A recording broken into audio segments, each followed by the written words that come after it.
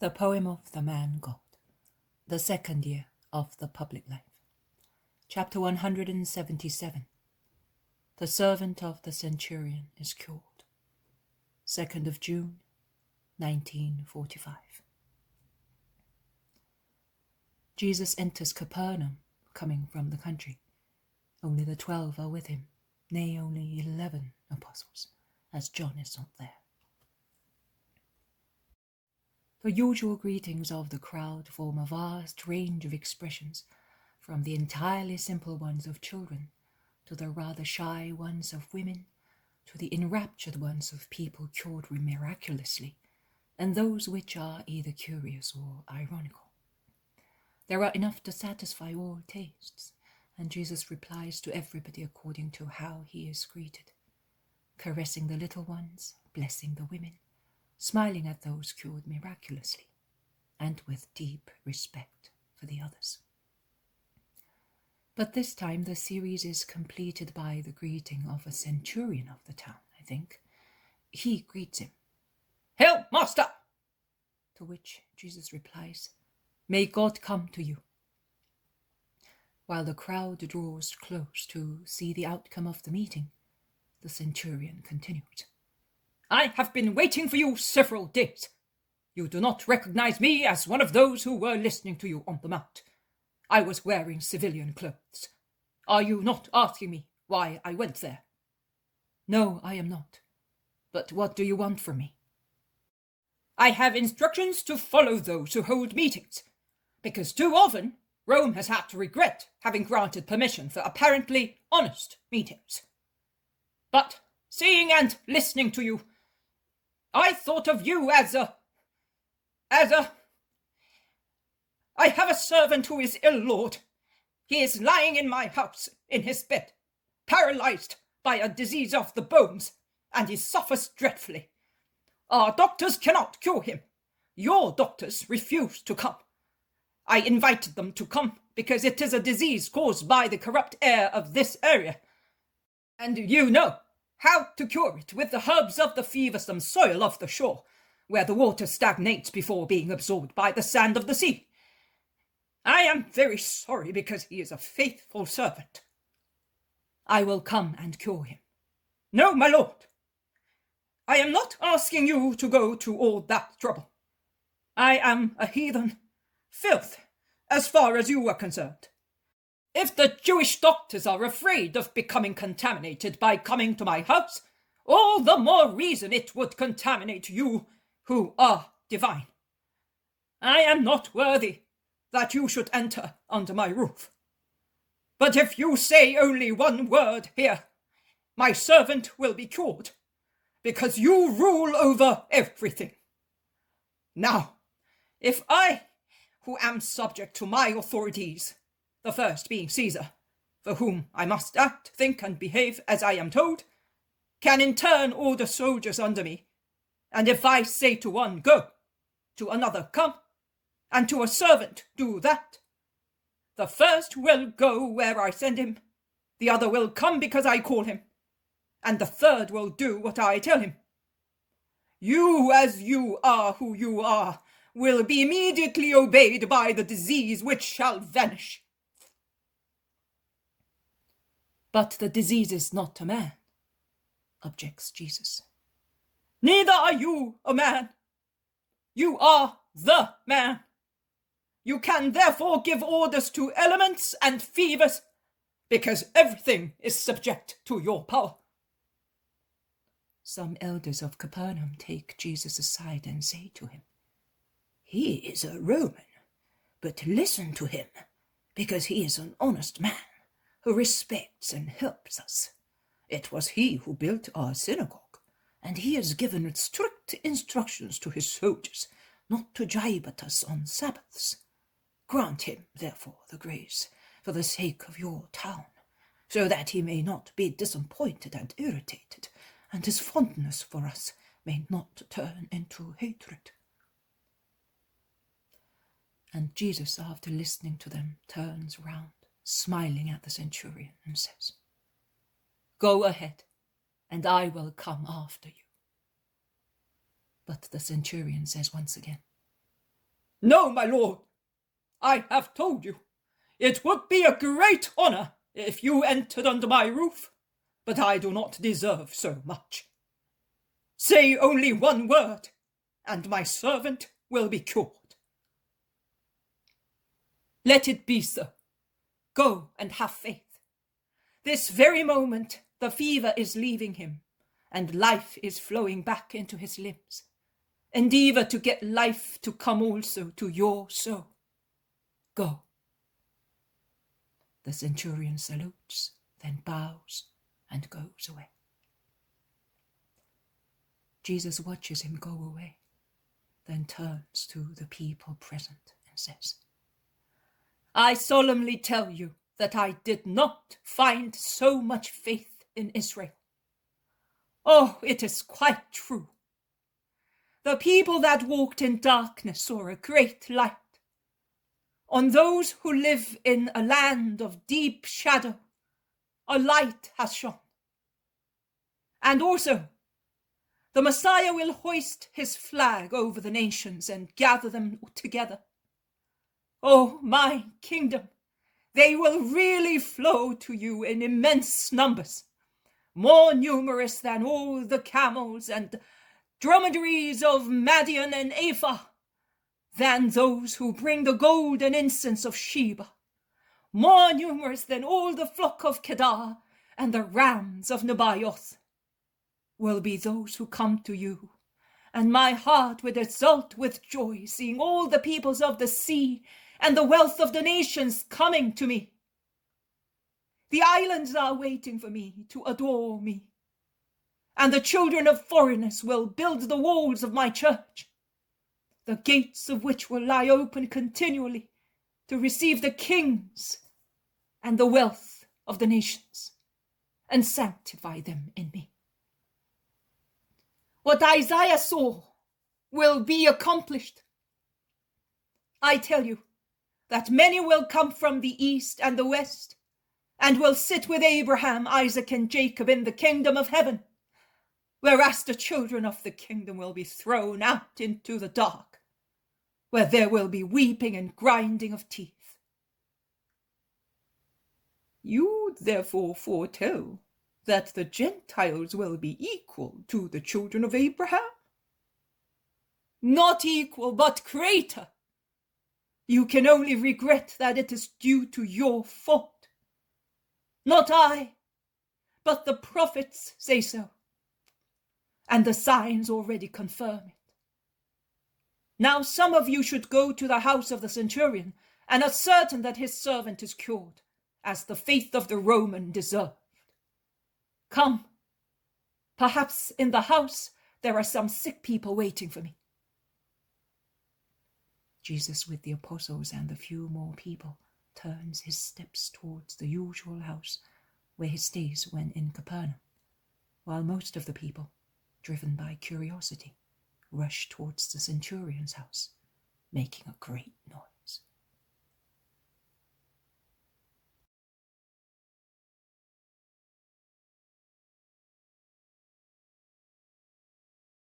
The poem of the man God, the second year of the public life.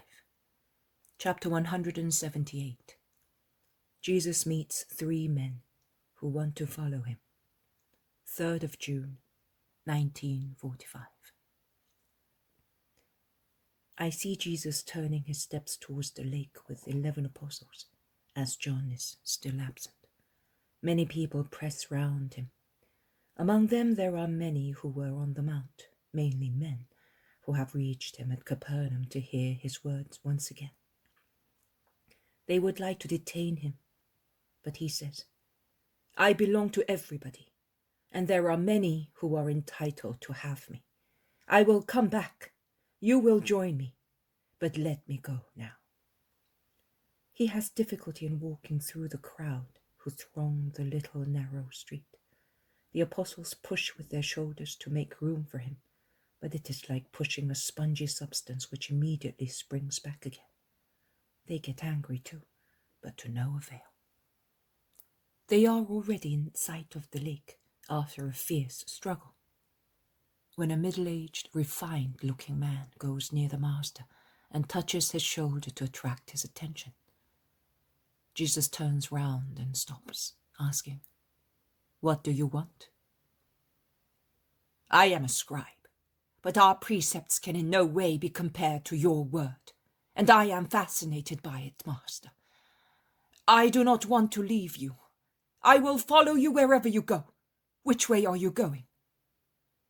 "The way to heaven." "I do not mean that. I am asking you where you are going now. In which houses will you stop after the present one, so that I may always find you?" "Foxes have holes and the birds of the air have nests, but the Son of Man has nowhere to lay his head. The world is my home, wherever there are spirits to be taught, distress to be relieved, and sinners to be redeemed." "Everywhere, then." "You are right. Can you, a doctor in Israel, do what these simple men do for my sake?"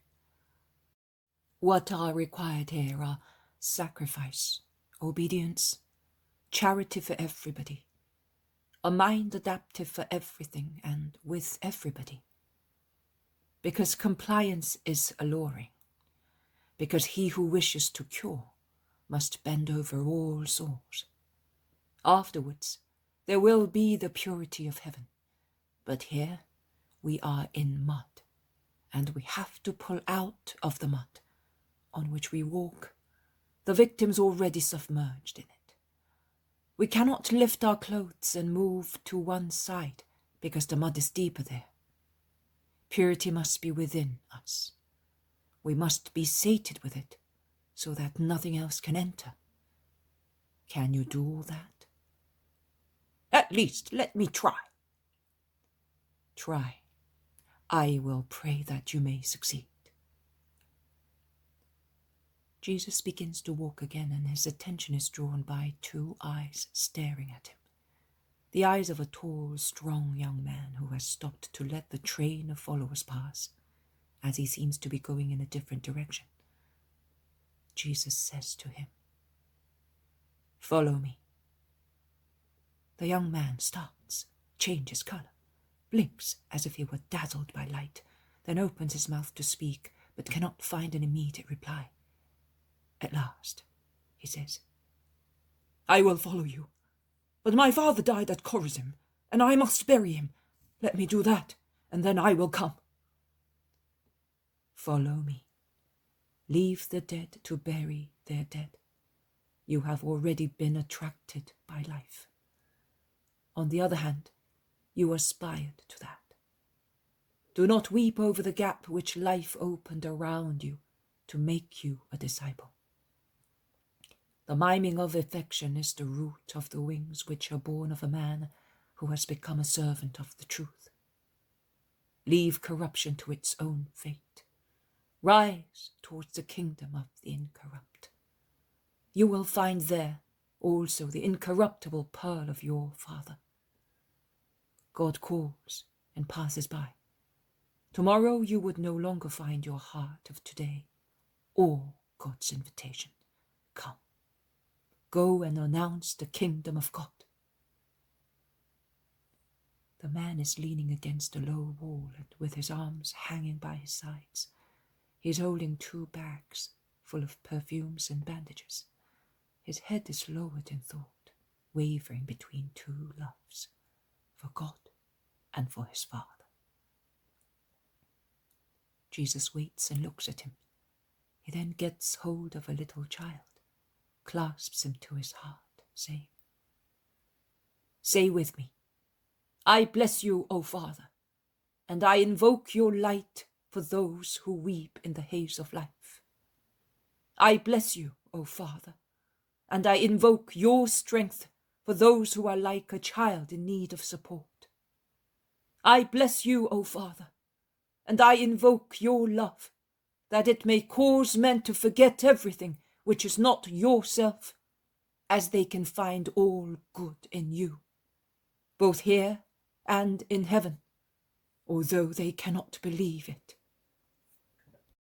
And the child, an innocent boy about 4 years old, repeats in his thin voice the holy words, with his hands held in prayer by the right hand of Jesus, who holds them by their plump wrists as if they were 2 flower stems. The man makes up his mind. He hands the 2 bundles to a companion and comes towards Jesus, who puts down the child after blessing him and embraces the young man, proceeding thus with him to comfort him and support him in his effort. Another man questions him. "I would like to come with you too, but before following you, I would like to take leave of my relatives. Will you allow me?"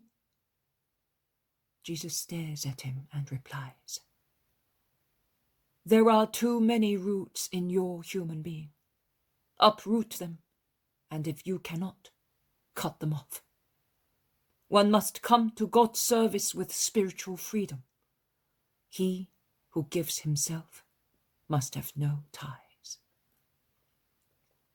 "Flesh and blood are always flesh and blood. I will slowly reach the freedom you refer to." "No, you would never reach it.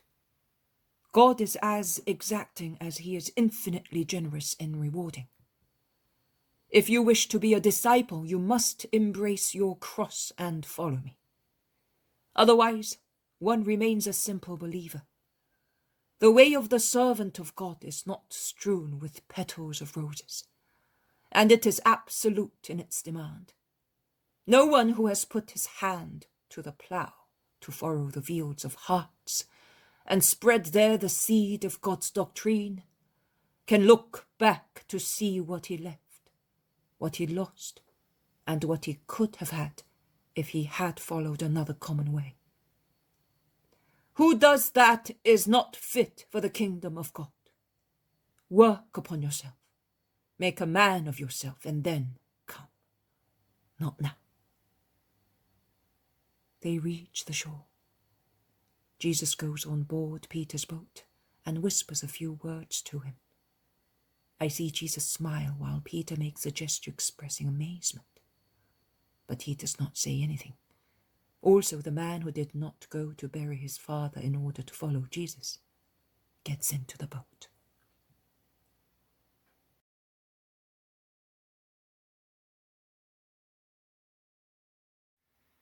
The Poem of the Man God, the second year of the public life. Chapter 179, The Parable of the Sower. 4th of June, 1945. Jesus says to me, showing me the course of the Jordan, or rather the mouth of the Jordan where it flows into Lake Tiberias. That is where the town of Bethsaida lies on the right bank of the river, with respect to those facing north. The town nowadays no longer appears to be on the shore of the lake, but a little inland, and that puzzles scholars. The explanation is to be found in the earth which filled this part of the lake, as it was deposited there throughout 20 centuries by the river, by alluvia and landslides from the hills of Bethsaida. The town was then just at the mouth of the river, and in fact, the smaller boats, particularly in seasons rich in water, used to sail upstream, almost as far as Chorazin. The river, however, was always used as a harbour and shelter for the boats of Bethsaida, when the lake was very rough. I am not saying this for you, to whom it is of no interest, but for difficult doctors. And now, go on. The boats of the apostles, after crossing the short stretch of the lake between Capernaum and Bethsaida, land in the latter town. Other boats have followed them, and many people come off them to join the people of Bethsaida, who have come to greet the Master. Jesus enters Peter's house, where his wife is staying once again. I suppose she has preferred to be alone rather than live with her mother, who continuously grumbles about her husband. Outside, the crowd claims Jesus at the top of their voices, which disturbs Peter very much. So much so that he goes up to the roof terrace and harangues the citizens, telling them that they ought to have respect and manners. He would like to enjoy the company of his master for a little while in peace, now that he has him in his house, whereas he has neither the time nor the pleasure to offer him some water and honey among the many things he asked his wife to offer, and it grumbles. Jesus looks at him smiling and shakes his head, saying, "You would think that you never see me and that we have just met by chance." "But it is so. When we are in the world, you and I are ever together.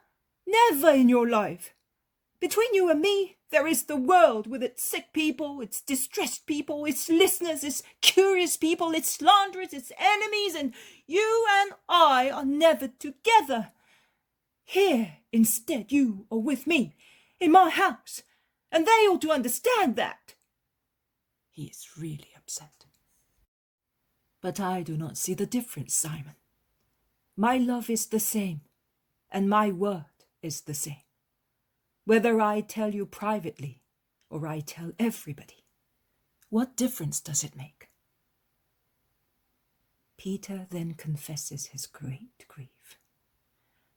"The trouble is that I am a blockhead, and my mind wanders easily.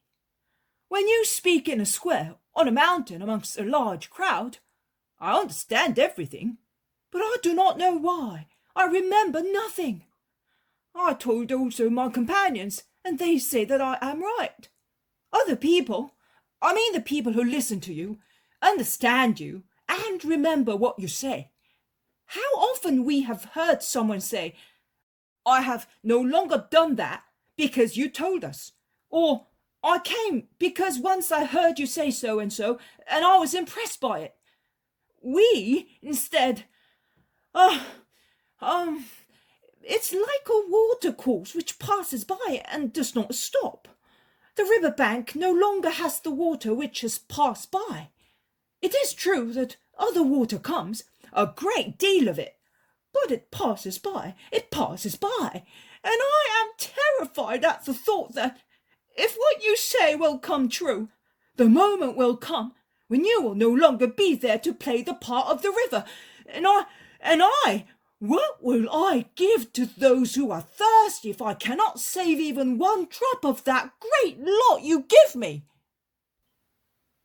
Also the others support Peter's moaning, complaining that they are left with nothing of what they hear, whilst they would like to remember everything to reply to those who ask them questions. Jesus smiles and replies, "I do not think so. People are very satisfied also with you." "Certainly, of course. For all we do, make room for you by elbowing our way through the crowds, carry sick people, collect alms, and say, 'Yes, that is the master. Wonderful, isn't it?'" "Do not defame yourself too much, Simon." "I am not defaming myself. I know myself." "That is the most difficult wisdom. But I wish to relieve you of your great fear. When I speak, and you cannot understand and remember everything, ask me without any fear of boring or discouraging me. We always have some hours of privacy when you can open your hearts to me.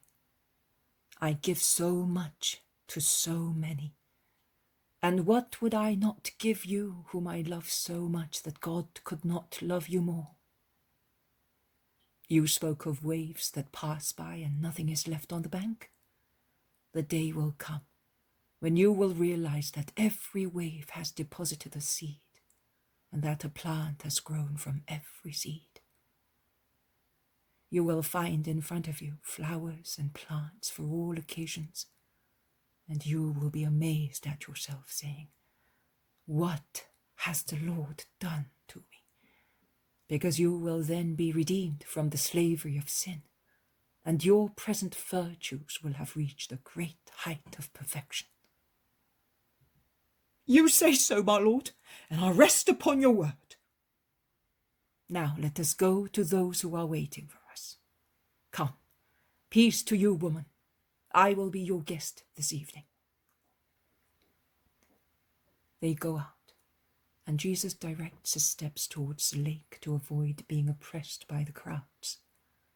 Peter is quick in moving the boat a few yards from the shore, so that Jesus' voice may be heard by everybody, but with a space between him and those listening. Coming here from Capernaum, I was thinking what I should tell you, and I found an indication in the events of this morning. You saw 3 men come to me. One came spontaneously. The second, because I urged him. The third came because of a sudden enthusiasm. And you also saw that I took only 2 of them. Why? Did I perhaps see a traitor in the third one? No, in truth. But I saw that he was unprepared. To all appearance, this one here beside me, the one who was going to bury his father, seemed more unprepared. Instead, the most unprepared was the third one. This one was so prepared, without being aware of it, that he was able to make a really heroic sacrifice. Heroism in following God is always evidence of strong spiritual preparation. And that is the explanation of certain surprising events that take place around me. Those who are most prepared to receive Christ, whichever their caste and education might be, come to me with absolute promptitude and faith. Those who are less prepared examine me as an exceptional man, or they study me with suspicion or curiosity, or they attack and defame me, accusing me in various ways. The different ways of behavior are proportional to the unpreparedness of spirits. Among the chosen people, it should be possible to find everywhere spirits ready to receive the Messiah, in whose expectation patriarchs and prophets were consumed by anxiety. The Messiah who, at last, has come, preceded and accompanied by all the prophesied signs. The Messiah whose spiritual personality becomes clearer and clearer through the visible miracles worked on bodies and elements, and through the invisible ones worked on consciences, which are converted, and on Gentiles who turn to the true God. But it is not so. The promptitude in following the Messiah is strongly hindered by the children of that people. And what is sad to be said, it is more hindered by the more one climbs to its higher classes. I am not saying this to scandalize you, but to induce you to pray and meditate. Why does that happen? Why do Gentiles and sinners proceed farther on my way? Why do they accept what I say, and the others do not?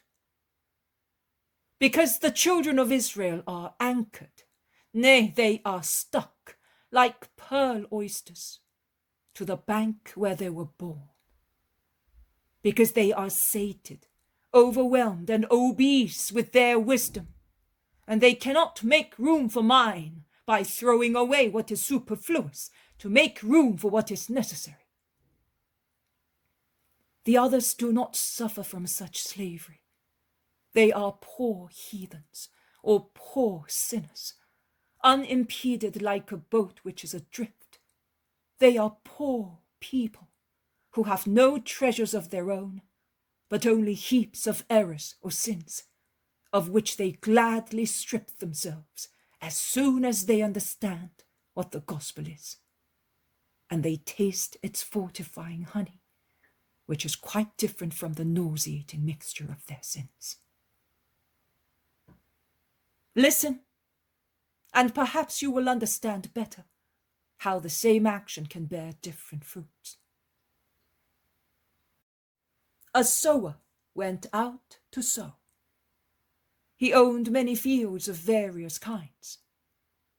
He had inherited some from his father, on which his carelessness had allowed thorny plants to proliferate. Other fields had been purchased by him. He had bought them from a neglectful man, and he had left them as they were. In other fields there were many intersecting roads, as the men loved comfort and did not like to travel a long way when going from one place to another. Finally, there were some fields, the closest to his house, which he had looked after to have a pleasant sight in front of his house. They were free from stones, thorns, couch grass, and so on. So the man took his sack of seed corn of the best quality and began to sow.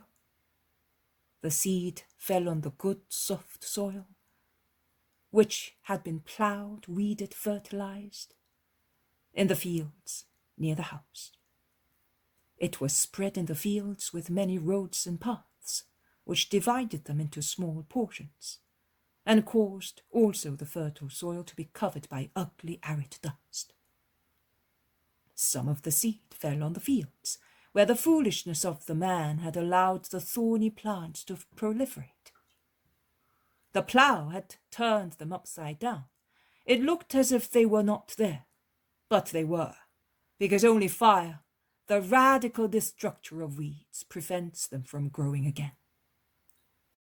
The last seeds fell on the fields, which he had recently bought and had left as they were, without ploughing them and without removing all the stones, which had sunk into the ground, forming a hard pavement on which no plant could take root. After scattering all the seed, he went back home and said, "Very well, all I have to do is to wait for the harvest." And he was delighted because, as months went by, he saw the corn come up thick in the fields near the house and grow. Oh, what a beautiful seed!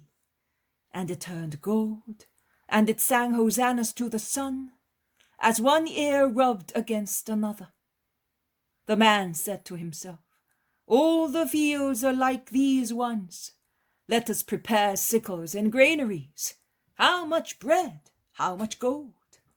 And he was delighted. He cut the corn in the nearest fields, and after that he went to the ones which he had inherited from his father, and which he had left in a wild state. And he was taken aback. The corn had come up because the fields were good and the soil cultivated by the father was rich and fertile. But its fertility had affected also the thorny plants, which had been overturned but not destroyed. They had grown again and had formed a really thick ceiling of bramble, through which the corn had not been able to emerge, with the exception of a few ears, and it was completely suffocated. The man said, "I neglected this place, but there was no bramble in the other fields, so it should be all right." And he went to the fields which he had purchased shortly before. His surprise and grief were greater. The thin, withered corn leaves were strewn all over like dry hay. Nothing but dry hay. "How come?" moaned the man. "And yet there are no thorns here. And it was the same seed, and it had come up thick and beautiful. It can be seen by the well-formed and numerous leaves. Why, then, did it all wither before coming into ear?" And with real regret, he began to dig the ground to see whether there were any mole burrows or other pests. There were no insects or rodents. But how many stones! A stone pit! The fields were literally paved with chips of stone, and the scanty earth covering them was deceiving. Oh, if he had ploughed deep at the right time! Oh, if he had dug the ground before accepting the fields and buying them as good ones. Oh, if after the mistake he had made in buying what he had been offered without making sure of its goodness, if at least he had improved them by working hard. It was now too late, and all regret was useless. The man stood up, and downhearted as he was, he went to the fields where he had built many roads for his comfort. And mad with grief, he tore off his clothes. There was absolutely nothing there. The dark soil of the field was covered with a thin layer of white dust.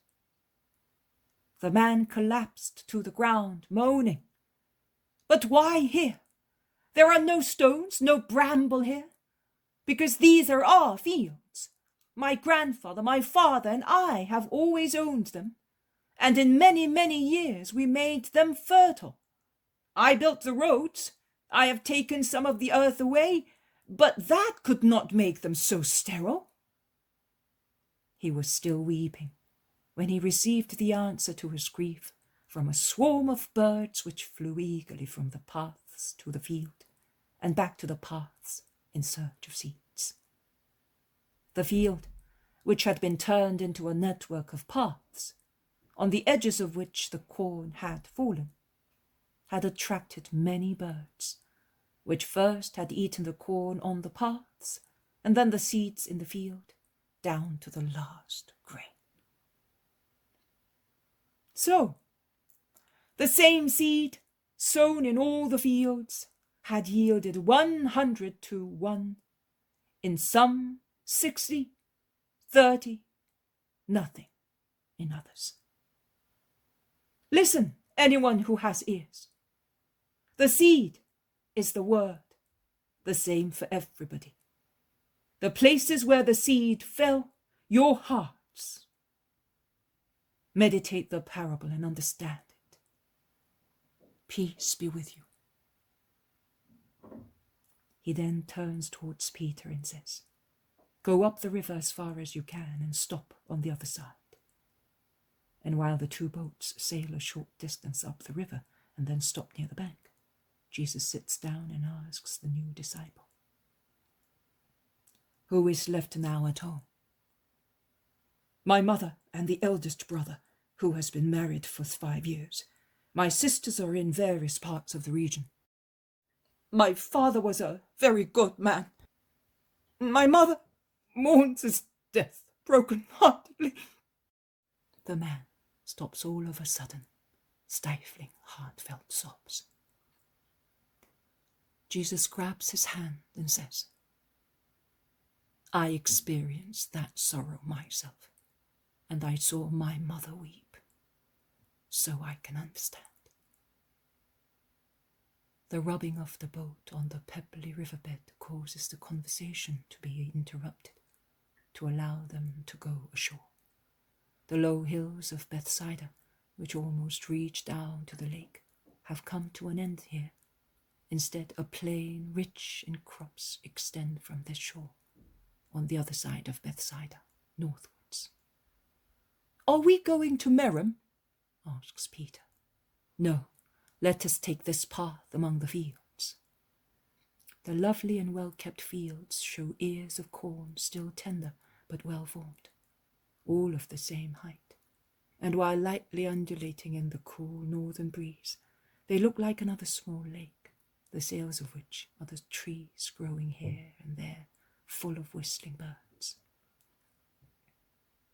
"These fields are not like the ones of the parable," remarks Jesus' cousin James. "Not really. The birds have not devastated them. There are no stones, no bramble. The corn is beautiful. In a month's time it will be golden, and in 2 it will be ready for the sickle and the granary," says Judas of Kerioth. "Master, I remind you of what you said in my house. You spoke so well, but I am beginning to have ideas in my head which are so confused as those ruffled clouds up there," says Peter. "This evening I will explain it to you. Now we are in sight of Chorazin."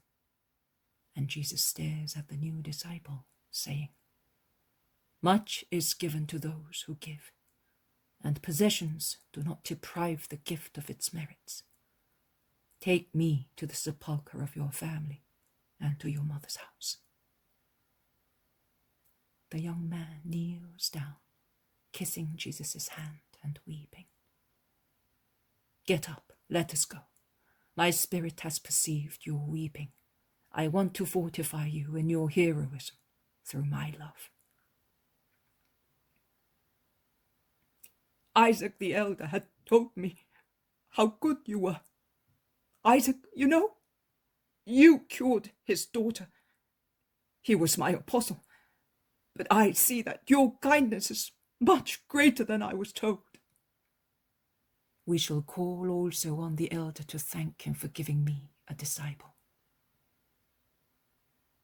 They reach Chorazin, and Isaac's house is the first one they find. The old man, who is on his way back home, when he sees Jesus with his apostles and the young man from Chorazin among them, raises his arms, holding his walking stick in his hand, and is speechless and dumbfounded. Jesus smiles, and his smile gives speech back to the old man. "May God bless you, master. Why so much honor to me?" "To say to you thanks." "But what for, my God? I have to say that word to you. Come in. Oh, I am sorry that my daughter is absent, assisting her mother-in-law, because she got married, you know.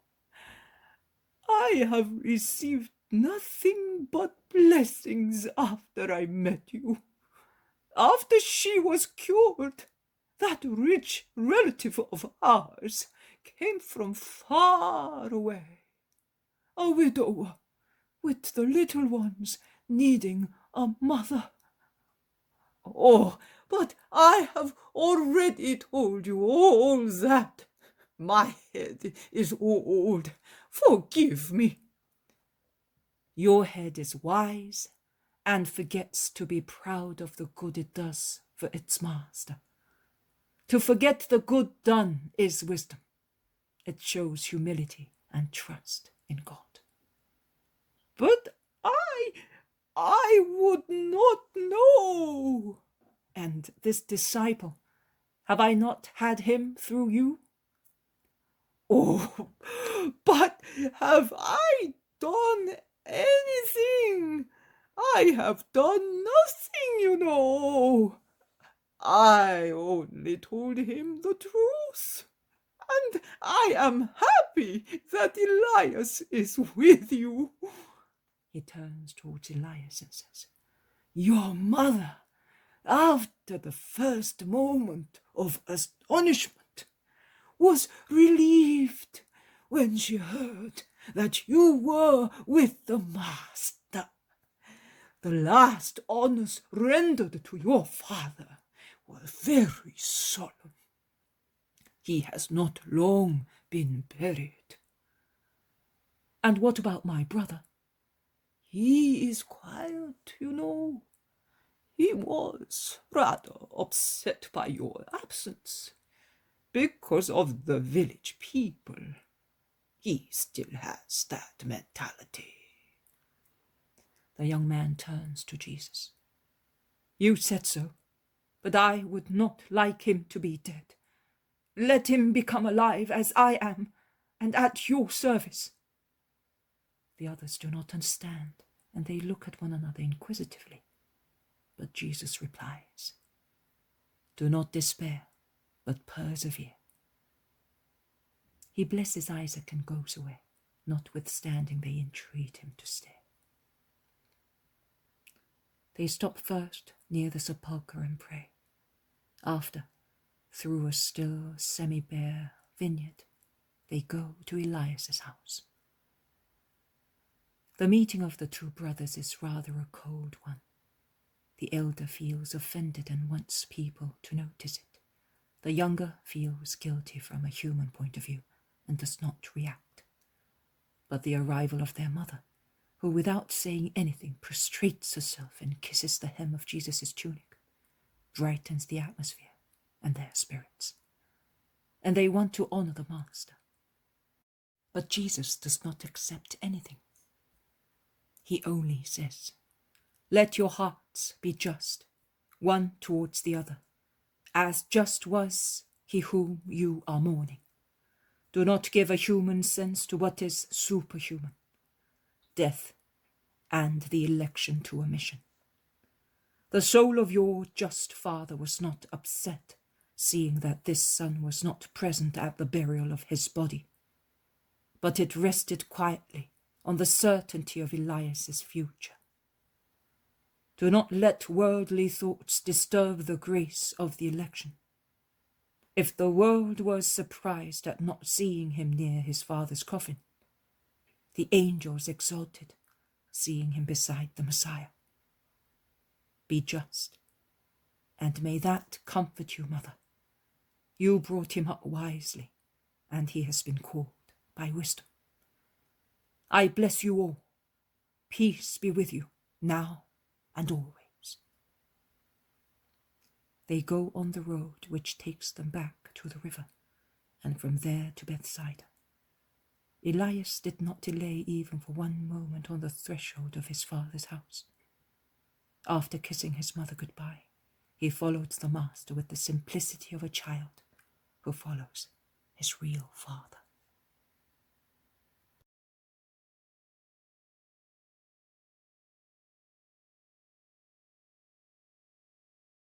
The poem of the man God. The second year of the public life. Chapter 180. Lesson to the Apostles in Peter's kitchen and announcement of the Baptist's capture. 7th of June, 1945. We're in Peter's kitchen once again. The meal must have been a hearty one, because dishes with leavings of meat, fish, cheese, dried fruit, and honey cakes are being piled up on a kind of cupboard, which reminds me of our Tuscan kneading troughs. Pitchers and chalices are still on the table. Peter's wife must have worked miracles to satisfy her husband, and she must have worked all day. Now, tired but happy, she is in her little corner listening to what her husband and the others are saying.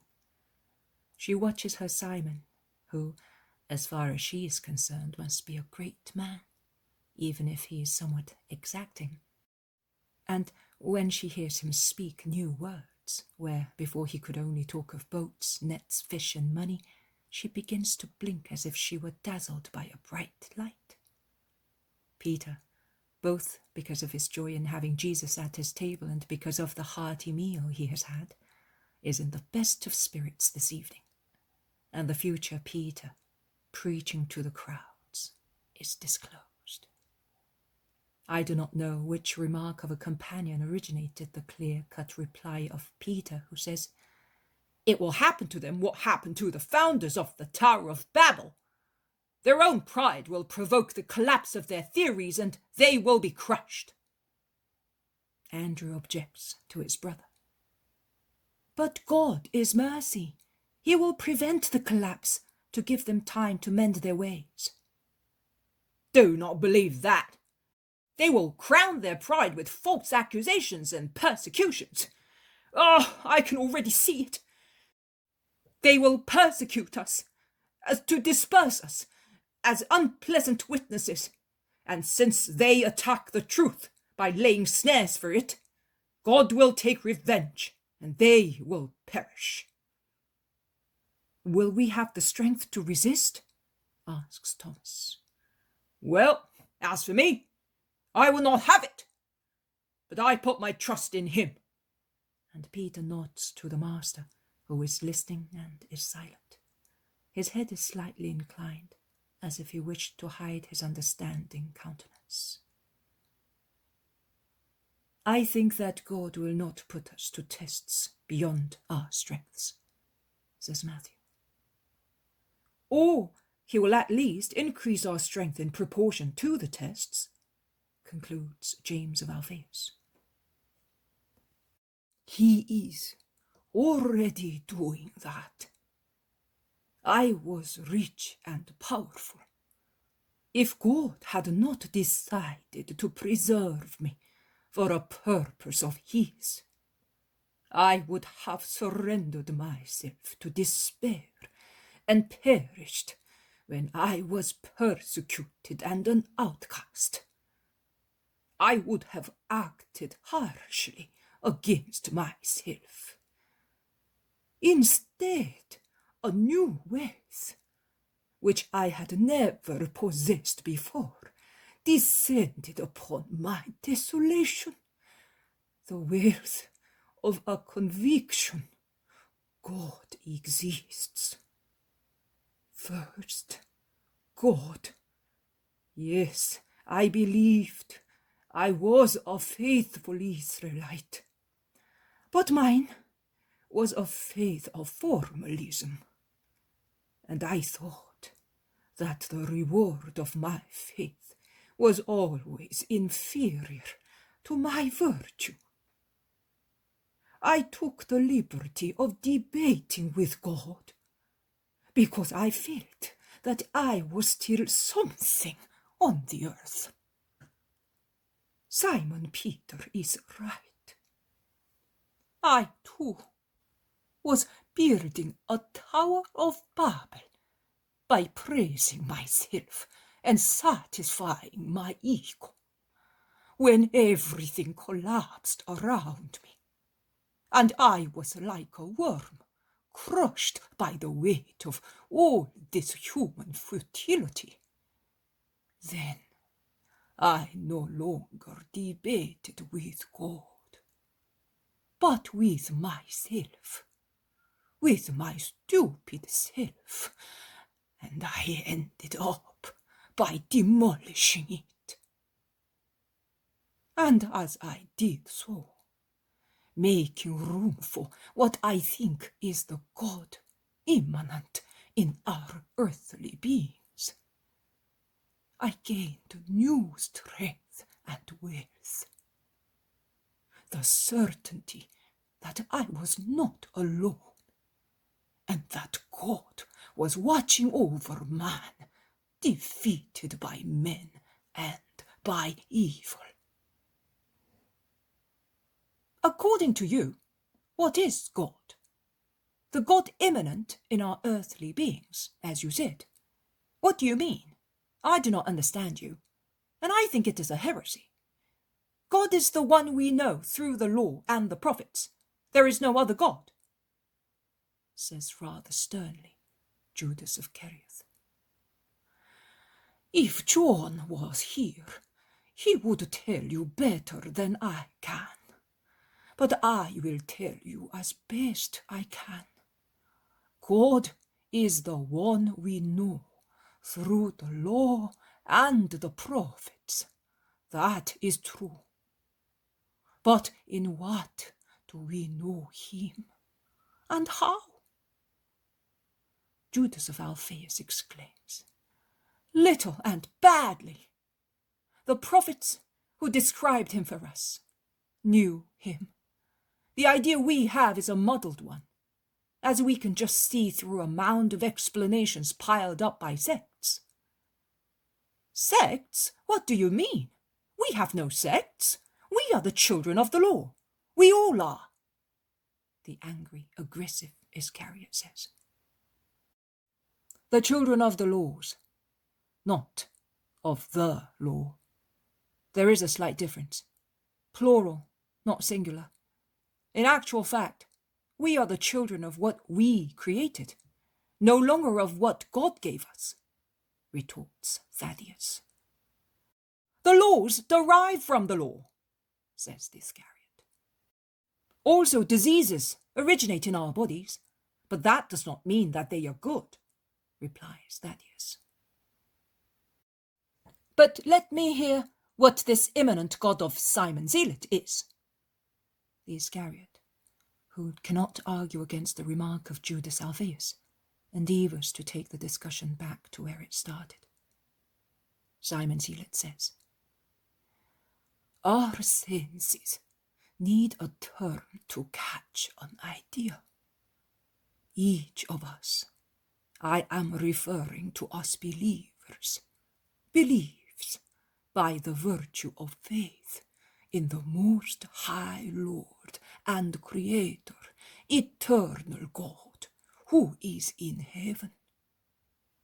But every being needs more than such bare, pure, incorporeal faith, which is fit and sufficient for the angels who see and love God spiritually, as they share with him a spiritual nature and can see God.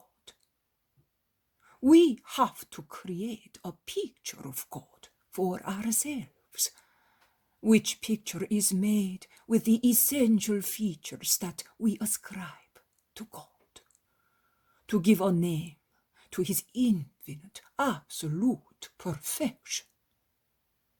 The more the soul concentrates, the more it succeeds in achieving an exact knowledge of God. That is what I say, the immanent God. I am not a philosopher. Perhaps I have applied the wrong word. In short, I think that the immanent God is to feel, to perceive God in our spirits, to feel and perceive him, no longer as an abstract idea, but as a real presence, bestowing strength and a new peace upon us. All right, but to sum up, how did you feel him? What is the difference between feeling by faith and feeling by immanence? Asks Iscariot somewhat ironically. God is safety, boy. When you perceive him, as Simon says, by means of that word, which I do not understand literally, but I understand its spirit. And believe me, the trouble is that we understand only literally, and we do not understand the spirit of God's words. It means that you are able to grasp the idea of the terrible majesty, but also of the most sweet paternity of God. It means that should all the world judge and condemn you unjustly, you would feel that one only, he, the Eternal One, who is your Father, does not judge you, but absolves and comforts you. It means that if all the world should hate you, you would feel over you a love greater than any this world can offer. It means that if you were isolated in jail or in a desert, you would always hear one speak to you and say, "Be holy, that you may be like your Father." It means that for the true love for this Father and God, whom at last you perceive as such, you accept, work, take and leave without any human consideration, as you were concerned only to return love for love and to copy God as much as possible in your actions, says Peter. You are proud to copy God. You are not entitled to, declares the Iscariot. It is not pride. Love leads to obedience. To copy God seems to me a form of obedience, because God said that he made us in his own image and likeness, replies Peter. He made us. We must not go higher up. You're a poor wretch, my boy, if that is what you think. You are forgetting that we fell, and that God wants to take us back to where we were. Jesus begins to speak. Even more, Peter, Judas, and you all. Even more than that, Adam's perfection was still susceptible of improvement through love, which would have made him a more precise image of his Creator. Adam, without the stain of sin, would have been a most shining mirror of God. That is why I say, be perfect as your Father who is in heaven is perfect. Like your Father, therefore like God. Peter is quite right, and so is Simon. I ask you to remember their words and apply them to your souls. Peter's wife almost faints from joy on hearing her husband being praised thus. She weeps behind her veil. She's quiet, but happy. Peter blushes so much that it looks as if he's having a stroke of apoplexy. He remains dumb for a few moments, then says, "Well, then, give me a reward. The parable of this morning." Also the others join Peter, saying, "Yes, you promised. Parables serve very well to make people understand the comparison, but we know that they have a higher meaning than the comparison. Why do you speak to them in parables?" Because they are not to understand more than I explain. You are granted much more, because as my disciples, you must be acquainted with the mystery, and you are therefore given to understand the mysteries of the kingdom of heaven. That is why I say to you, ask me if you do not understand the spirit of the parable. You give everything, and everything is given to you, so that you, in your turn, may give everything.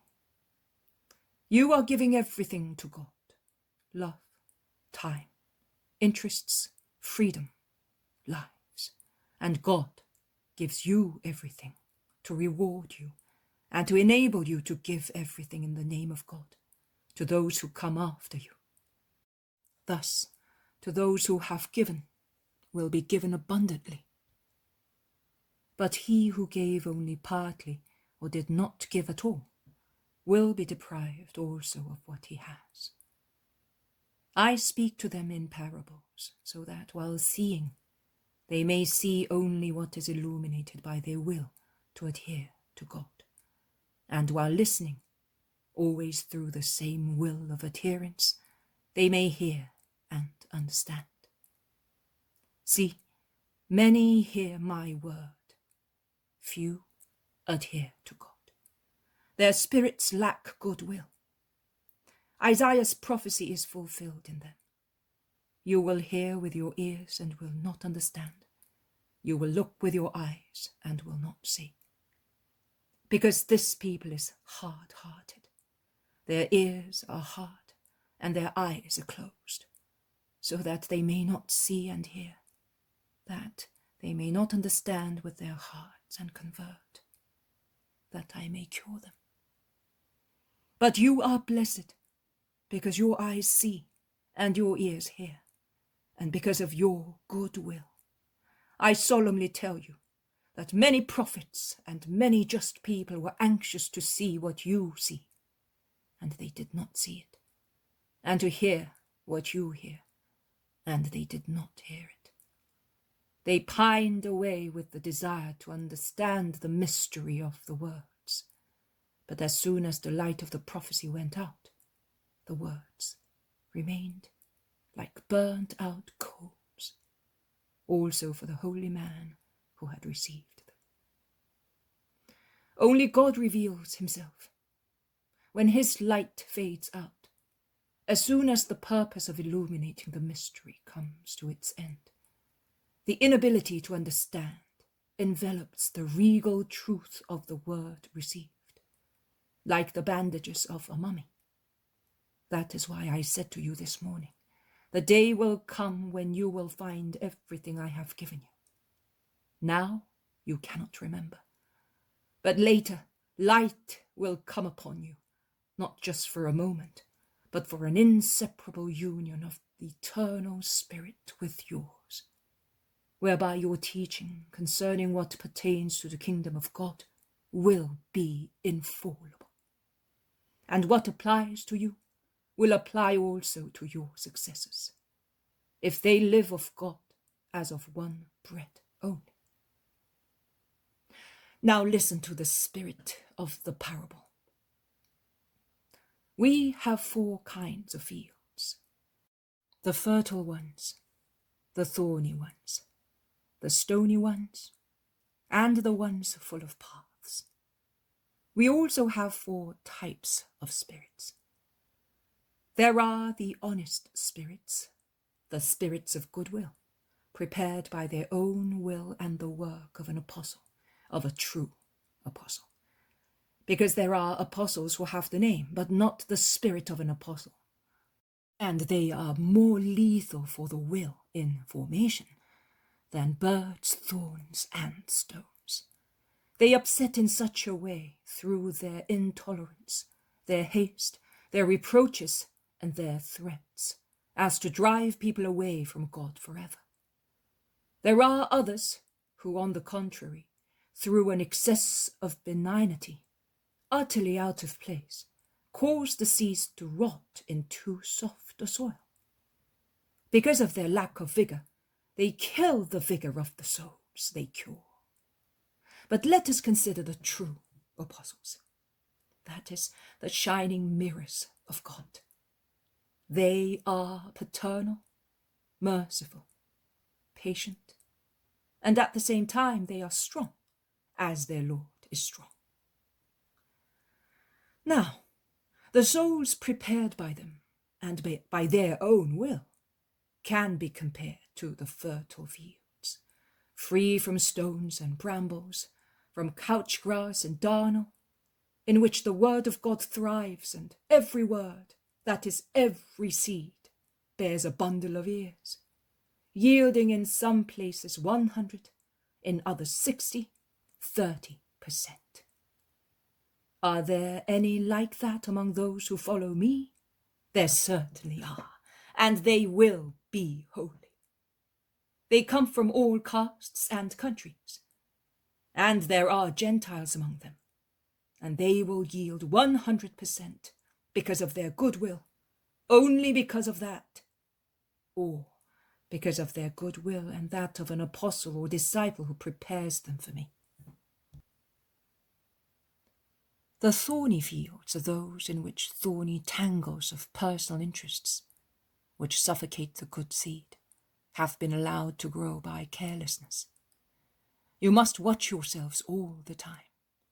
Never say, "Oh, I am well formed, I have been sown, I can rest assured that I will bear seeds of eternal life." Watch yourselves. The struggle between good and evil is still on. Have you ever watched a colony of ants that install themselves in a house? There they are, near the fireplace. The housewife takes all foodstuff away from there and puts it on the table. They sniff the air and attack the table. The housewife puts the food in a cupboard, and they get into the cupboard through the keyhole. The woman hangs her food supply from the ceiling, and they go a long way along walls and beams, down the rope, and reach the food. The woman burns them, scalds them, poisons them, and thinking that she has destroyed them, she is happy. But if she does not watch, what a surprise she gets. The new hatched ones come out, and she has to start all over again. And that is what happens while you live. You must be careful and uproot the evil weeds as soon as they come up. Otherwise, they will form a ceiling of brambles which suffocate the corn. Worldly cares, deceiving wealth, form the tangle, suffocate the seed of God, and prevent it from coming to ears. And here are the fields full of stones. How many there are in Israel! They are the ones that belong to the children of the laws. As my cousin Judas quite rightly said, in them there is not the one stone of witness, nor the stone of the law. There is a quarry of poor, petty human laws made by men. They are so many that with their weight they have broken also the stone of the law into chips. A disaster which does not allow the seed to take root. The root is no longer nourished, because there is neither soil nor sap. The water stagnating on the stone pavement causes the seed to rot. The sun makes the stones hot and parches the little plants.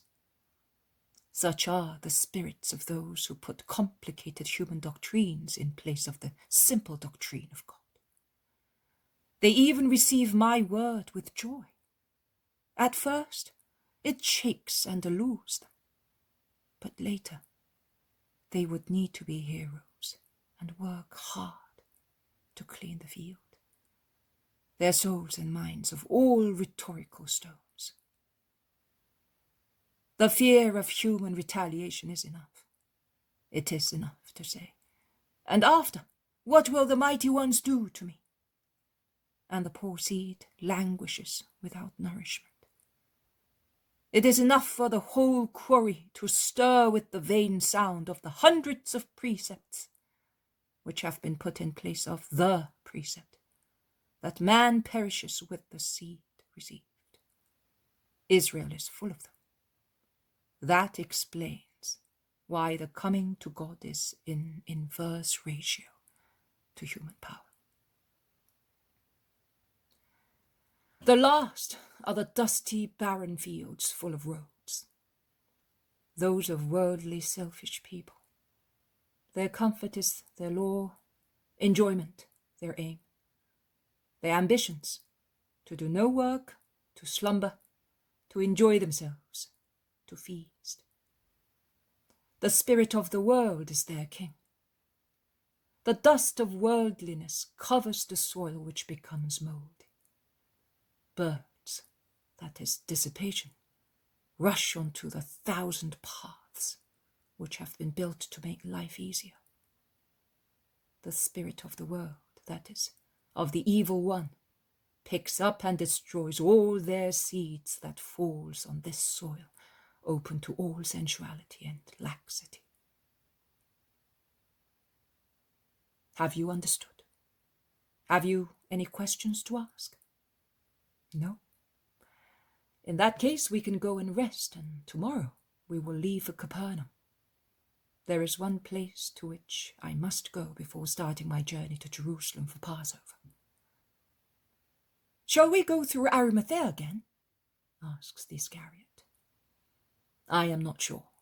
It depends on. There is a loud knocking at the door. Who could it be at this time? Asks Peter, getting up to open the door. John comes in. He is most upset, covered in dust, and he has obviously been weeping. You're here, they all shout. What's the matter? Jesus, who has stood up, says only, where is my mother? And John, coming forward and kneeling at the feet of the Master, holding his arms as if he were asking for help, says, Your mother is well, but she is weeping as I am, as many others are, and she begs you not to come following the Jordan on our side. That is why she sent me back, because your cousin John has been captured. And John weeps while everybody is bewildered.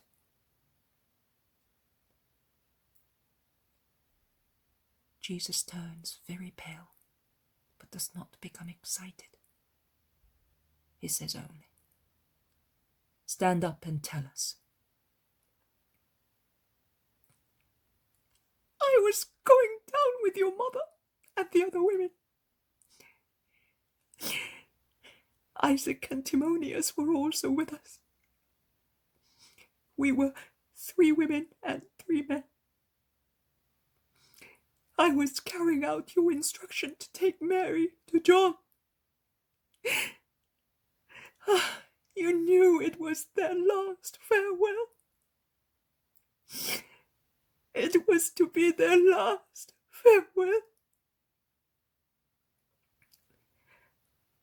Because of the storm of a few days ago, we had to stop for a little while. but it was enough to make it impossible for John to see Mary. We arrived at noon, and he was captured at daybreak. Where? How? By whom? In his cave? They all ask. They all want to know. He was betrayed.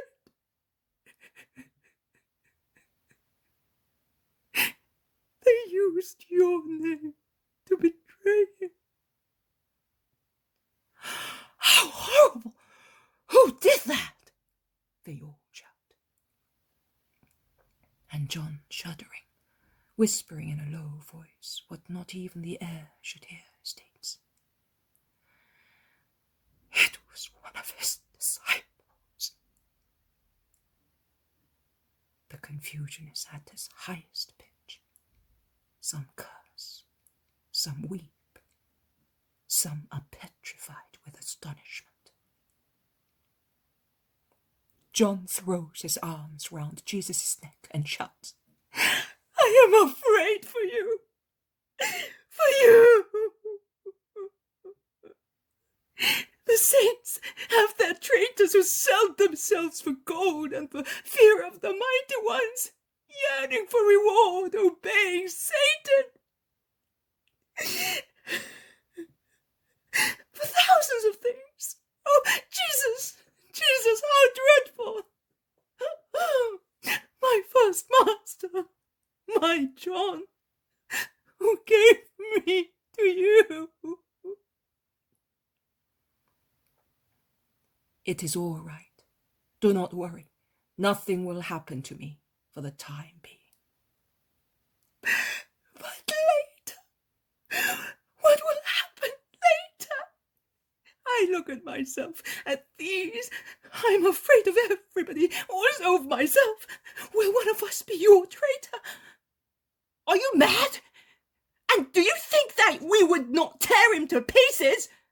shouts Peter and the Iscariot. "Oh, you really are mad. It will never be I. But if I should feel so weak as to eventually become so, I would kill myself. Better than to be the murderer of God." Jesus frees himself from John's grip, shakes Judas violently, saying, "Do not swear. Nothing can make you weak unless you want. And if that should happen, make sure you weep for it, and do not commit another crime in addition to deicide. He becomes weak who cuts off his vital link with God." He then returns to John, who is weeping with his head on the table, and he says, "Speak calmly. It grieves me too. He was of my blood and was my precursor." "I only saw some of the disciples who were dismayed and furious with the traitor. The others accompanied John towards his prison to be near him at his death." "But he is not dead yet. The last time he managed to escape," says the zealot, endeavouring to comfort John, of whom he is very fond. "He is not dead yet, but he will die," replies John. "Yes, he will die. He knows as well as I do. Nothing and no one will save him this time. When? I do not know. I know that he will not come out of Herod's hand alive." "Yes, Herod. Listen. John went to the mountain gorge between Mount Ebal and Gerizim, where we also passed coming back to Galilee, because the traitor said to him, 'The Messiah is dying after being attacked by his enemies. He wants to see you, to entrust a secret to you.' He went with the traitor and some other people. Herod's armed men were in the shade of the valley, and they captured him. The others ran away and gave the news to the disciples, who had remained near Hennon. They had just come when I arrived with your mother. And the dreadful thing is that he was one from our towns, and that the Pharisee of Capernaum are the leaders of the plot to catch him. They went to John, saying that you had been their guest, and that you were leaving from there to go to Judea. He would not have left his refuge, but for you. Dead silence follows John's report. Jesus looks bloodless. His deep blue eyes are dimmed. He is standing with his head bowed, his hand still on John's shoulder, and his hand is trembling lightly. No one dares speak. Jesus breaks the silence. We shall go to Judea, following a different route. But I must go to Capernaum tomorrow, as early as possible. Rest now. I am going up to the olive grove. I need to be alone. And he goes out without saying anything else. He is certainly going to weep, whispers James of Alphaeus. Let us follow him, brother, says Judas Thaddeus. No, let him weep, but let us go quietly and keep watch. I fear tricks everywhere, replies the zealot. Yes, let us go. We fishermen to the shore. If anybody comes from the lake, we will see him. You go to the olive grove. He is certainly in the usual place, near the walnut tree. At dawn, we will have the boats ready to go away early. Those snakes! Hey! Did I tell you? Tell me, boy. But is his mother really safe? Oh, yes. Also the shepherd disciples of John have gone with her. Andrew, we will never see our John again. Be quiet. It sounds like the song of the cuckoo. One precedes the other, and... By the holy ark, be quiet!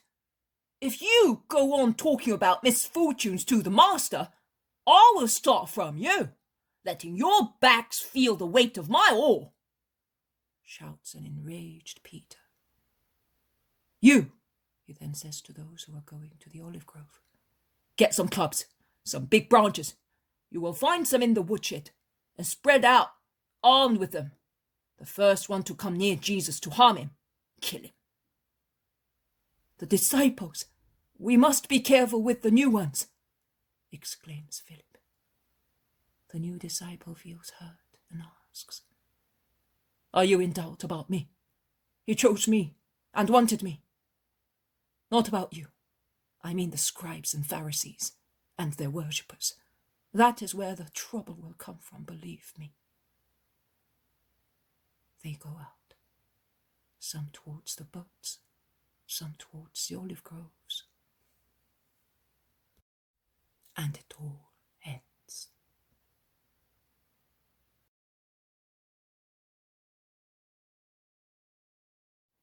The poem of the man God, the second year of the public life, chapter 181, Parable of the Darnel, 8th of June, 1945.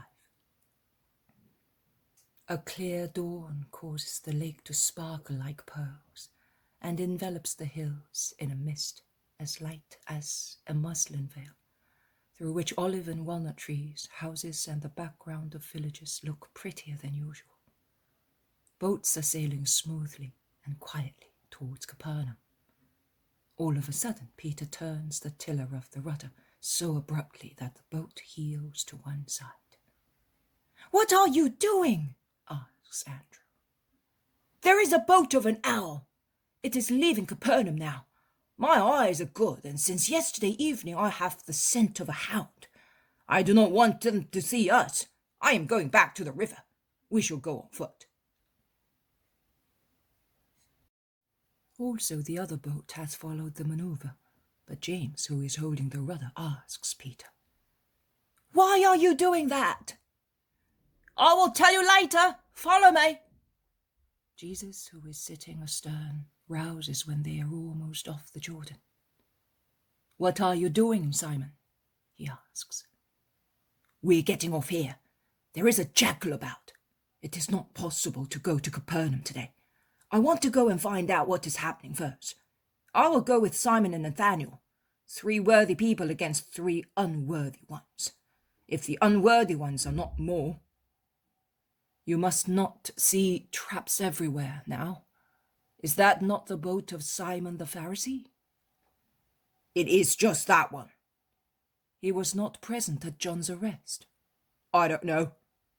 He has always shown respect to me. I don't know. You make me appear a coward. I don't know. Although Jesus does not feel like laughing, he cannot help smiling at Peter's holy obstinacy. But after all, we must go to Capernaum, if not today, later. I told you that I am going first to see. And if necessary, I will also go. It will be a bitter pill to swallow, but I will do it for your sake. I will go to the Centurion and ask his protection. No, it is not necessary. The boat grounds on a little desert shore opposite Bethsaida. They all go ashore. You two, come with me. You too, Philip. The younger ones, stay here. We will not be long. Elias, the new disciple, begs Jesus. Come to my house, Master. I will be so happy to give you hospitality. Yes, I will come. Simon, you will meet me at Elias's house. Goodbye, Simon, go. But be good, wise, and merciful. Come here that I may kiss you and bless you.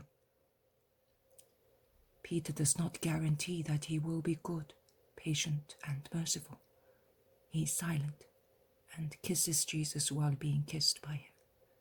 Also the zealot, Bartholomew and Philip, kiss Jesus goodbye, and the 2 parties go in opposite directions. They enter Chorazin when it is broad daylight. All the stems twinkle with dewy gems. Birds are singing everywhere. The air is pure and cool. It seems to savor of milk, of a vegetable milk rather than animal milk. The scent of the corn coming into ears, of the almond groves laden with fruit, is the scent I could smell in cool mornings in the rich fields of the Po Valley. They soon reach Elias's house. Many people in Chorazin already know that the Master has arrived, and while Jesus is about to enter the house, a mother rushes towards him shouting, Jesus, Son of David, have mercy on my daughter!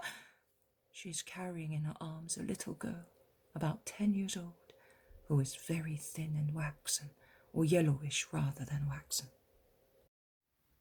What is the matter with your daughter? She is feverish. She caught a disease at the pastures along the Jordan, because we are the shepherds of a rich man. Her father sent for me when she was taken ill. He has gone back to the mountains. But you know that with this kind of disease one cannot stay up in high places. But how can I stay here?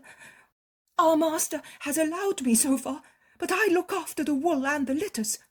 This is the busy season for the shepherds. If I stay here, we will be dismissed or separated, and if I go back to the Hermon, I will see my daughter die. Do you believe that I can cure her? I have spoken to Daniel, Elisha's shepherd. He said to me, our child cures all diseases. Go to the Messiah. I have come from beyond Merom, carrying her in my arms and looking for you. I was going to walk until I find you. You need walk no farther, but go home to your peaceful work. Your daughter is cured, because that is what I want. Go in peace." The woman looks at her daughter and at Jesus. She's perhaps hoping to see her daughter become fat and rosy all at once. Also, the girl stares at Jesus with her tired eyes wide open and smiles. "Do not be afraid, woman. I am not deceiving you. Her fever has gone forever. Day by day she will become a healthy girl. Let her go. She will no longer stagger, neither will she feel tired." The mother puts the child down and she stands upright. She becomes more and more cheerful, and at last she trills in her silvery voice, "Bless the Lord, mother, I am cured. I can feel it." And with the naivete of a little shepherd girl, she throws her arms around Jesus' neck and kisses him. Her mother, reserved as her age demands, prostrates herself and kisses his tunic, blessing the Lord. "Go, remember the gift of God and be good. Peace be with you." The crowds gather in Elias's little kitchen garden, requesting Jesus to speak to them. And although he is not inclined to do so, sad as he is because of the Baptist's capture and the way it happened, he yields and begins to speak in the shade of the trees. As we are still in the lovely season when the corn bursts into ears, I wish to tell you a parable taken from the corn. Listen. The kingdom of heaven may be compared to a man who sowed good seed in his field. But while the man and his servants were asleep, his enemy came and sowed darnel seeds along the wheat and went away. At first, no one noticed anything. Winter came with rain and frost. The end of the month of Tebeth came and the corn sprouted. The tiny little green leaves, which had just come up, looked all alike in their innocent early days. The months of Shubat and Adar came and the plants grew and the spikes seeded. They then saw that it was not all wheat, and that there was also darnel, twisted with its thin, strong bare bines round the cornstalks. The servants of the master went to his house and said, "Lord, what seed did you sow? Was it not selected seed, free from every other seed?" "It certainly was so. I picked all the grains and they were all of the same quality. I would have noticed any other seed." "If so, why has so much darnel grown among your corn?" The landlord became pensive and said, "Some enemy has done that to harm me." The servants then asked, "Do you want us to go into the fields and free the corn from the darnel, weeding it out patiently? Tell us and we will do it." But the master said, "No, because you might weed out also the corn, and almost certainly you will damage the ears which are still tender. Let them both grow till harvest. Then I will say to the reapers, 'Cut everything together, but before tying the sheaves, since the bare bines of the darnel are withered and friable, whereas the closed ears are stronger and harder, pick the darnels from the wheat and tie them into separate bundles. You will burn them, and they will fertilize the soil. Take instead the good corn into the granaries, and it will be used to bake good bread, to the great shame of my enemy, who will have gained only to become despicable to God because of his envious malice.' Consider now how often and how plentiful the enemy sows in your hearts. And you must understand that it is necessary to watch patiently and constantly. to ensure that little darnel is mixed with the chosen weed. The fate of the darnel is to be burnt. Do you wish to be burnt, or to become citizens of the kingdom? You say that you want to become citizens of the kingdom. Well, endeavor to be so. The good God gives you the word. The enemy is vigilant to make it harmful, because the flour of wheat, if mixed with the flour of darnel, makes a bitter bread, which is harmful to the stomach. If there is darnel in your souls, pick it with good will and throw it away, so that you may not be unworthy of God. Go, my children, peace be with you. The crowds slowly disperse. The 8 disciples, Elias, his brother and mother, old Isaac, whose soul rejoices seeing his Saviour, stay in the kitchen garden. Gather round me and listen. I will explain the full meaning of the parable to you, as it has 2 more meanings besides what I told the crowd. In the universal sense of the purport of the parable is as follows. The field is the world. The good seed is the children of the kingdom of God, sown by God in the world, while they wait to reach their end and be cut by the mower and be taken to the master of the world, who will store them in his granaries. The subjects of the evil one are the darnel, which has also been spread in the field of God, for the purpose of causing grief to the master, and damage the corn of God. The enemy of God has sown them deliberately through witchcraft, because the demon really perverts the nature of man, making him a creature of his own, and then sows it to lead astray other people whom he has not been able to enslave otherwise. The harvest, that is the tying of the sheaves and carrying them to the granaries, is the end of the world, and that is accomplished by the angels. They are given instructions to gather together the creatures which have been cut, to separate the corn from the darnel, and as in the parable, the darnel is burnt, so the damned will be burned in the eternal fire at the last judgment. The Son of Man will have all scandalmongers and performers of iniquity removed from his kingdom. Because the kingdom then will be on the earth and in heaven, and many sons of the enemy will be mixed among the citizens of the kingdom.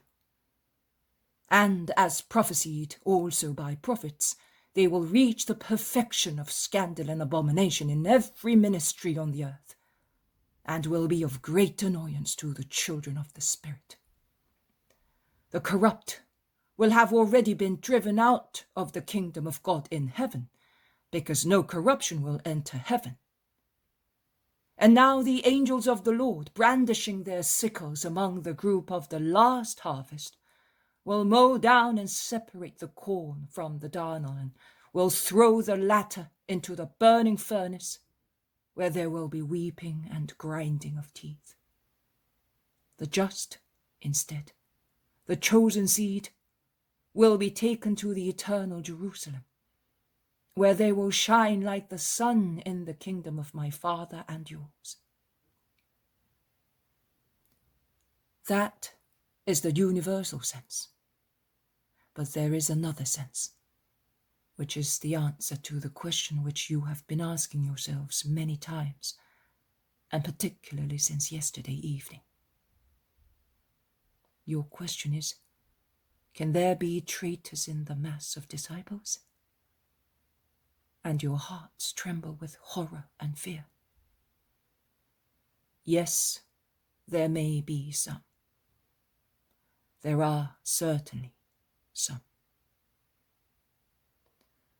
The sower sows the good seed. In this case, instead of sowing, we could say that he picks. Because the master, which is I, or the Baptist, chose his disciples. How were they, therefore, led astray? No, I did not use the right word, saying that the disciples are the seed. You may misunderstand. I will call them fields. As many disciples are fields, chosen by the Master to form the area of the kingdom of God, the wealth of God. The Master tires himself cultivating them so that they may yield 100%. He takes care of everything with patience, love, wisdom, working hard and perseveringly. He also sees their wicked inclinations, their barrenness and avidity, their stubbornness and weakness. But he hopes all the time, corroborating his hope through prayer and penance, because he wishes to lead them to perfection. But the fields are open. They are not gardens enclosed in walls of protection, of which the only owner is the Master, who is the only one who can go in. They are open, placed as they are in the center of the world, among the world. Anyone can go near them and into them. Everybody and everything. Oh, Darnel is not the only bad seed sown. Darnel could be the symbol of the bitter frivolity of the worldly spirit. But all the other seeds scattered by the enemy come up in them. There are nettles, couchgrass, dodder, bearbines, and finally hemlock and poisonous herbs. Why? What are they? Nettles, stinging, untamable spirits, which hurt through their excess of poison and cause so much trouble. Couchgrass, parasites who wear out the Master as they can only creep and suck, taking advantage of his work and injuring the willing ones who would make much more profit if the Master were not upset and distracted by the cares required by the couchgrass. The sluggish bearbines rise from the ground only by making use of the efforts of other people. Dodders, they are a torture on the already painful road of the Master, and a torment to the faithful disciple who follows him. They twist, pierce, tear to pieces, scratch, cause mistrust and pain. The poisonous ones, the criminal disciples, who go as far as betraying and killing as hemlock and other poisonous plants do. Have you noticed how beautiful they are with their little flowers, which later become white, red, blue, violet berries? Who would say that the white or pinkish star-shaped corolla with its little golden heart, or the many-colored coral so much like other little fruits, which are the delight of birds and children, can cause death once they are ripe? No one. And the innocent ones fall into the trap. They believe that everybody is as good as they are. They pick and die. They believe that everybody is as good as they are. Oh, the truth that makes the Master sublime and condemns his traitor. How? Does goodness not disarm wickedness? Does it not make harmless? No, it does not. Because the man who has fallen a prey to the enemy is indifferent to what is superior.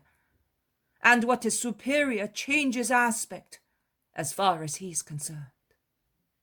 Kindness becomes weakness, on which is lawful to tread, and it stimulates his, as the scent of blood stimulates a beast to slaughter. Also, the Master is always innocent, and he lets his traitor poison him, because he cannot possibly believe that a human being can murder an innocent person.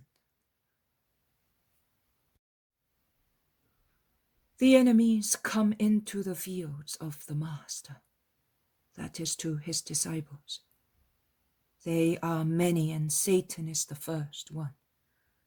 The others are his servants, that is men, passions, the world, and the flesh. The disciple who is more easily struck by them is the one who is not entirely close to the Master, but is between the Master and the world. He is not capable and does not want to part completely with the world, the flesh, passions, and demons, to belong entirely to him who wants to take him to God. And the world, flesh, passions, and the demon scatter their seeds in him. Gold, power, women, pride, the fear of an unfavorable opinion of the world, the spirit of utilitarianism. The great ones are the strongest. I will serve them so that they will be friendly to me. And they become criminals and damned for such miserable things. Why does the Master, who sees the imperfection of a disciple, not cast him away at once, even if he is not prepared to submit to the thought, he will be my murderer? That is what you are asking yourselves. Because it is useless to do so. If he did so, he would not avoid having him as an enemy, a double and more dangerous enemy, because of his anger and his sorrow at being found out or at being driven away. Yes, because of his sorrow. Because sometimes a bad disciple does not realize that he is such. The demon's action is so subtle that he is not aware of it. He becomes wicked without even suspecting that he is subject to such action.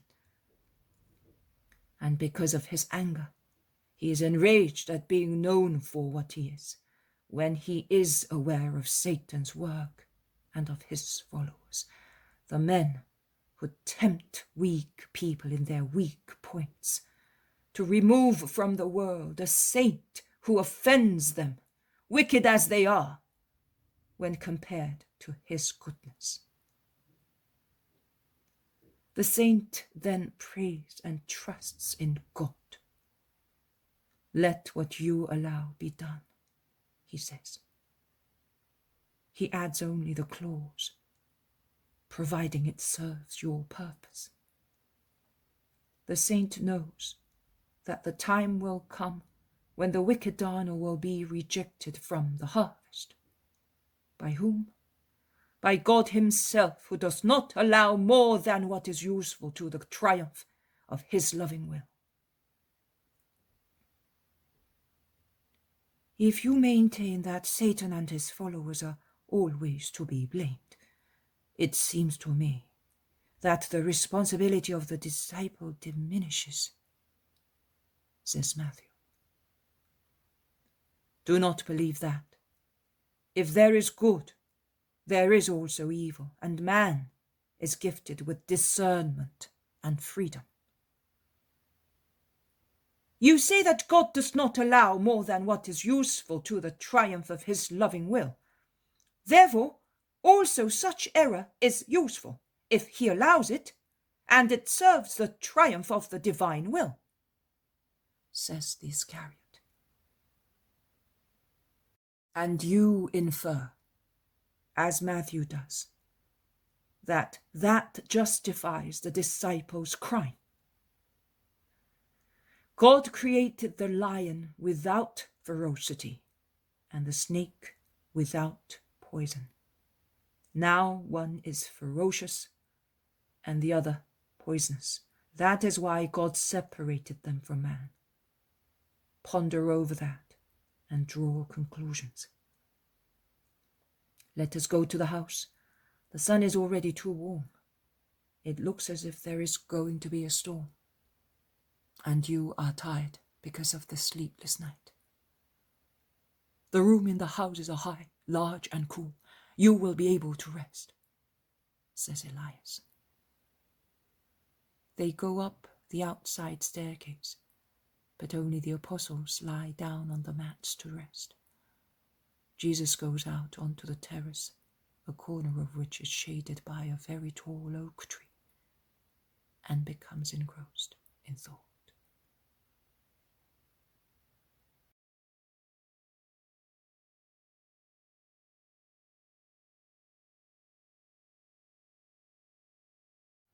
The poem of the Man God, the second year of the public life. Chapter 182. On his way to Magdala, Jesus speaks to some shepherds. 9th of June, 1945. Peter comes back only the following morning, and he is more calm than when he left, because he was made welcome at Capernaum, and the town had been cleared of Eli and Joachim. They must have taken part in the plot, because I asked some friends when they had left, and I understood that they had not come back after going to the Baptist as penitents. And I do not think that they will come back so soon, now that I mentioned that they were present at the arrest. There is much turmoil because of the Baptist's capture. I will ensure that the whole world knows about it. It is the best weapon we have. I met also Simon the Pharisee, but if he really is what he appeared to be, I think he's favourably disposed towards us. He said to me, "Tell the master not to follow the Jordan along the western valley. The other side is safer." He said, stressing the words. And he ended, "I have not seen you. I have not spoken to you. Don't forget, and mind what you do in mine, yours and everybody's interest. Tell the master that I am a friend." And he kept looking up, as if he were speaking to the wind. They are always false, also when doing good things, and I will say strange, so that you will not reproach me. But I went and I had a little chat with the Centurion, just to ask, "Is your servant well?" And when I was told that he was, I said, "That's good. Make sure you keep him healthy, because they are laying snares for the master. The Baptist has already been captured." And the Roman grasped the idea immediately. "A cunning fellow he is," he replied. "Where there is a vexillum, there will be a guard for him, and there will be someone reminding the Jews. No plot is allowed under the sign of Rome, death or the galley being the punishment. They are heathens, but I could have kissed him. I like people who understand and take action. So we can go. Let us go." But all that was not necessary, says Jesus. It was necessary indeed. Jesus says goodbye to the hospitable family, and also to the new disciple, to whom he must have given some instructions. They are alone once again, the Master, with his apostles, and they walk along the cool country, along a road which Jesus has taken much to Peter's surprise, as he wanted to take a different one. "We are going away from the lake." "We will still arrive in time for what I have to do." The apostles become silent and go towards a little village, a handful of houses spread out in the country. A loud ding-dong of sheep bells can be heard as the flocks are driven towards the pastures on the mountains. When Jesus stops to let a large herd pass, the shepherds point him out and gather together. They consult with one another, but dare no more. Jesus puts an end to their doubts by walking through the herd, which has stopped to graze the thick grass. He goes straight to caress a little shepherd who is standing towards the centre of the woolly, bleating mass of sheep. He asks the boy, "Are they yours?" Jesus knows very well that they are not the boy's, but he wants him to speak. "No, Lord, I'm with those men, and the herds belong to many owners. We're all together for fear of bandits." "What is your name?" "Zacharias, the son of Isaac. But my father died, and I work as a servant because we are poor, and my mother has 3 more sons younger than I am." "Has your father been long dead?" "3 years, Lord, and since then I have never smiled, because my mother always weeps, and I have no one who caresses me any more. I am the firstborn, and my father's death has made a man of me while I was still a child. But I must not weep, but earn some money. But it is so difficult." Tears streamed down his face, which is too serious for his age. The shepherds have drawn near, and so have the apostles, a group of men in the midst of moving sheep. "You are not fatherless, Zacharias. You have a holy Father in heaven, who always loves you, if you are good. And your Father has not ceased loving you, because he is in Abraham's bosom. You must believe that. And because of such faith, you must endeavor to become better and better."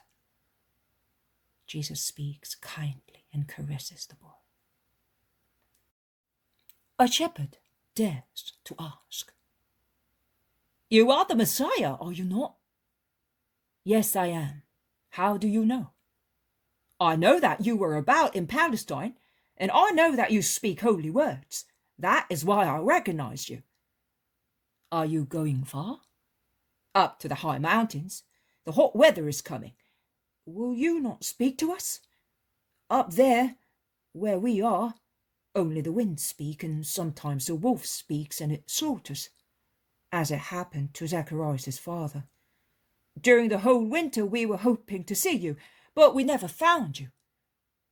Let us go under the shade of that thicket, and I will speak to you."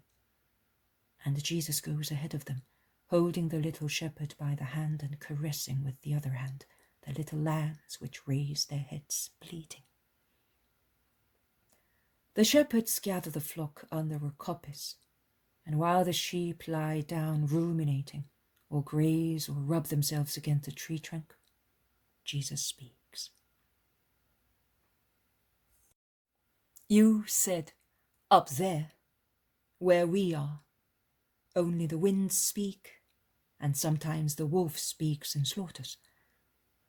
What happens up there happens in men's hearts, through the work of God, of men, and of Satan.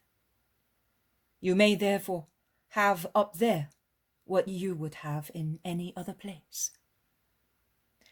Do you know the law well enough and its 10 commandments? And you too, boy? In that case you know enough. If you faithfully practice what God commanded, you will be holy. Do not complain of being far from the world. That will preserve you from much corruption. And God is not far from you, but closer in that solitude, where you can hear his voice in the winds, which he created, in the herbs and in the water, whereas you would not hear it among men. Your flock teaches you a great virtue, nay, many great virtues. It is meek and obedient. It is satisfied with little and is grateful for what it has. It loves and knows those who take care of it and love it. Do likewise, saying, God is our shepherd and we are his sheep. He watches us. He protects us and grants us not what is the source of vice, but what is necessary to live. And keep wolves away from your hearts. Wicked men are wolves. They seduce you and incite you to evil actions by Satan's order. And it is Satan himself who induces you to sin so that he may tear you to pieces. Be watchful. You shepherds know the habits of wolves. They are as shrewd as sheep are simple and innocent. They steal close to you after watching from above the habits of the herd. They sneak closer through bushes and lie as still as stones to avoid drawing your attention. Do they not look like huge stones which have rolled down onto the meadows? Then, when they are sure that no one is watching, they spring and bite. That is how Satan behaves. He watches you to find out your weak points. He roams about you. He seems harmless and absent, concerned with something else, whereas he is watching you. And then he suddenly leaps to induce you to sin. And sometimes he is successful. But close to you there are a doctor and a compassionate spirit, God and your angel. If you are wounded, if you have been taken ill, do not go away from them, as a dog which has become rabid does. On the contrary, while weeping, shout to them, help. God forgives those who repent, and your angel is ready to implore God with you and for you. Love one another, and love this boy. Each of you must feel as if he were somehow the father of the orphan.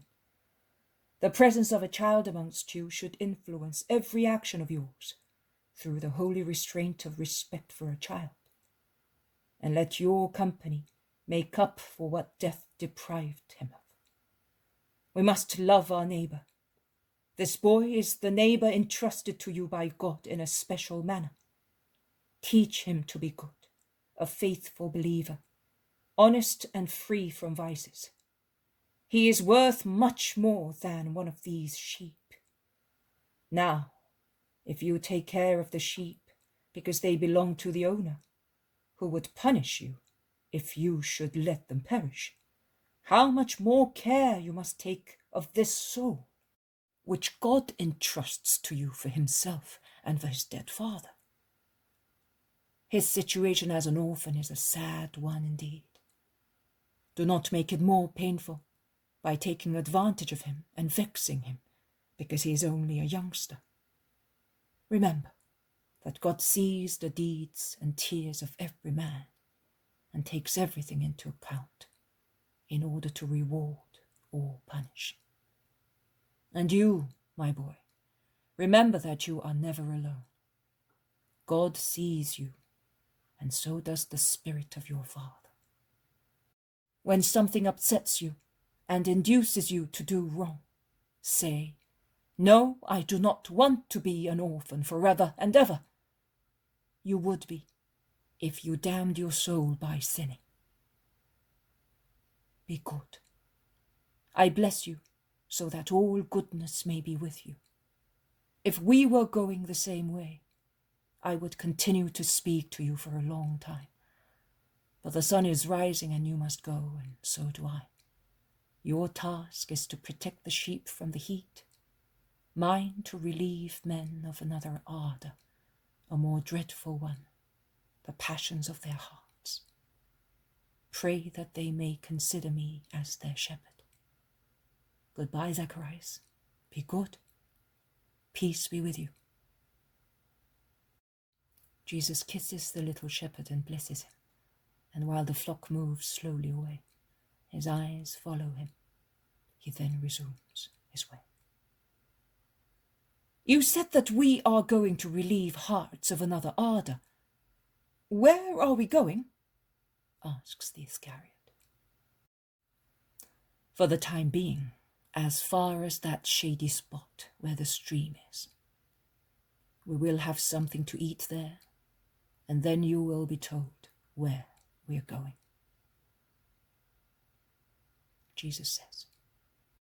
Insert here the vision of the second moment of Mary Magdalene's conversion, which you had last year on the 12th of August, 1944.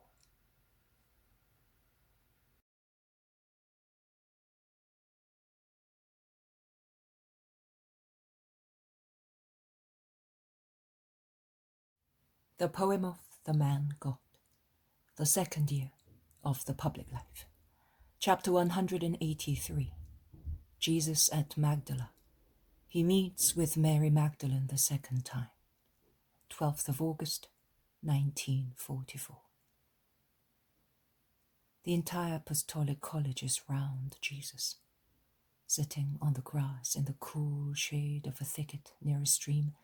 They are all eating bread and cheese and drinking the cool, clear water from the stream. Their dusty sandals give to understand that they have walked a long way, and perhaps the disciples wish but to rest on the long, fresh grass.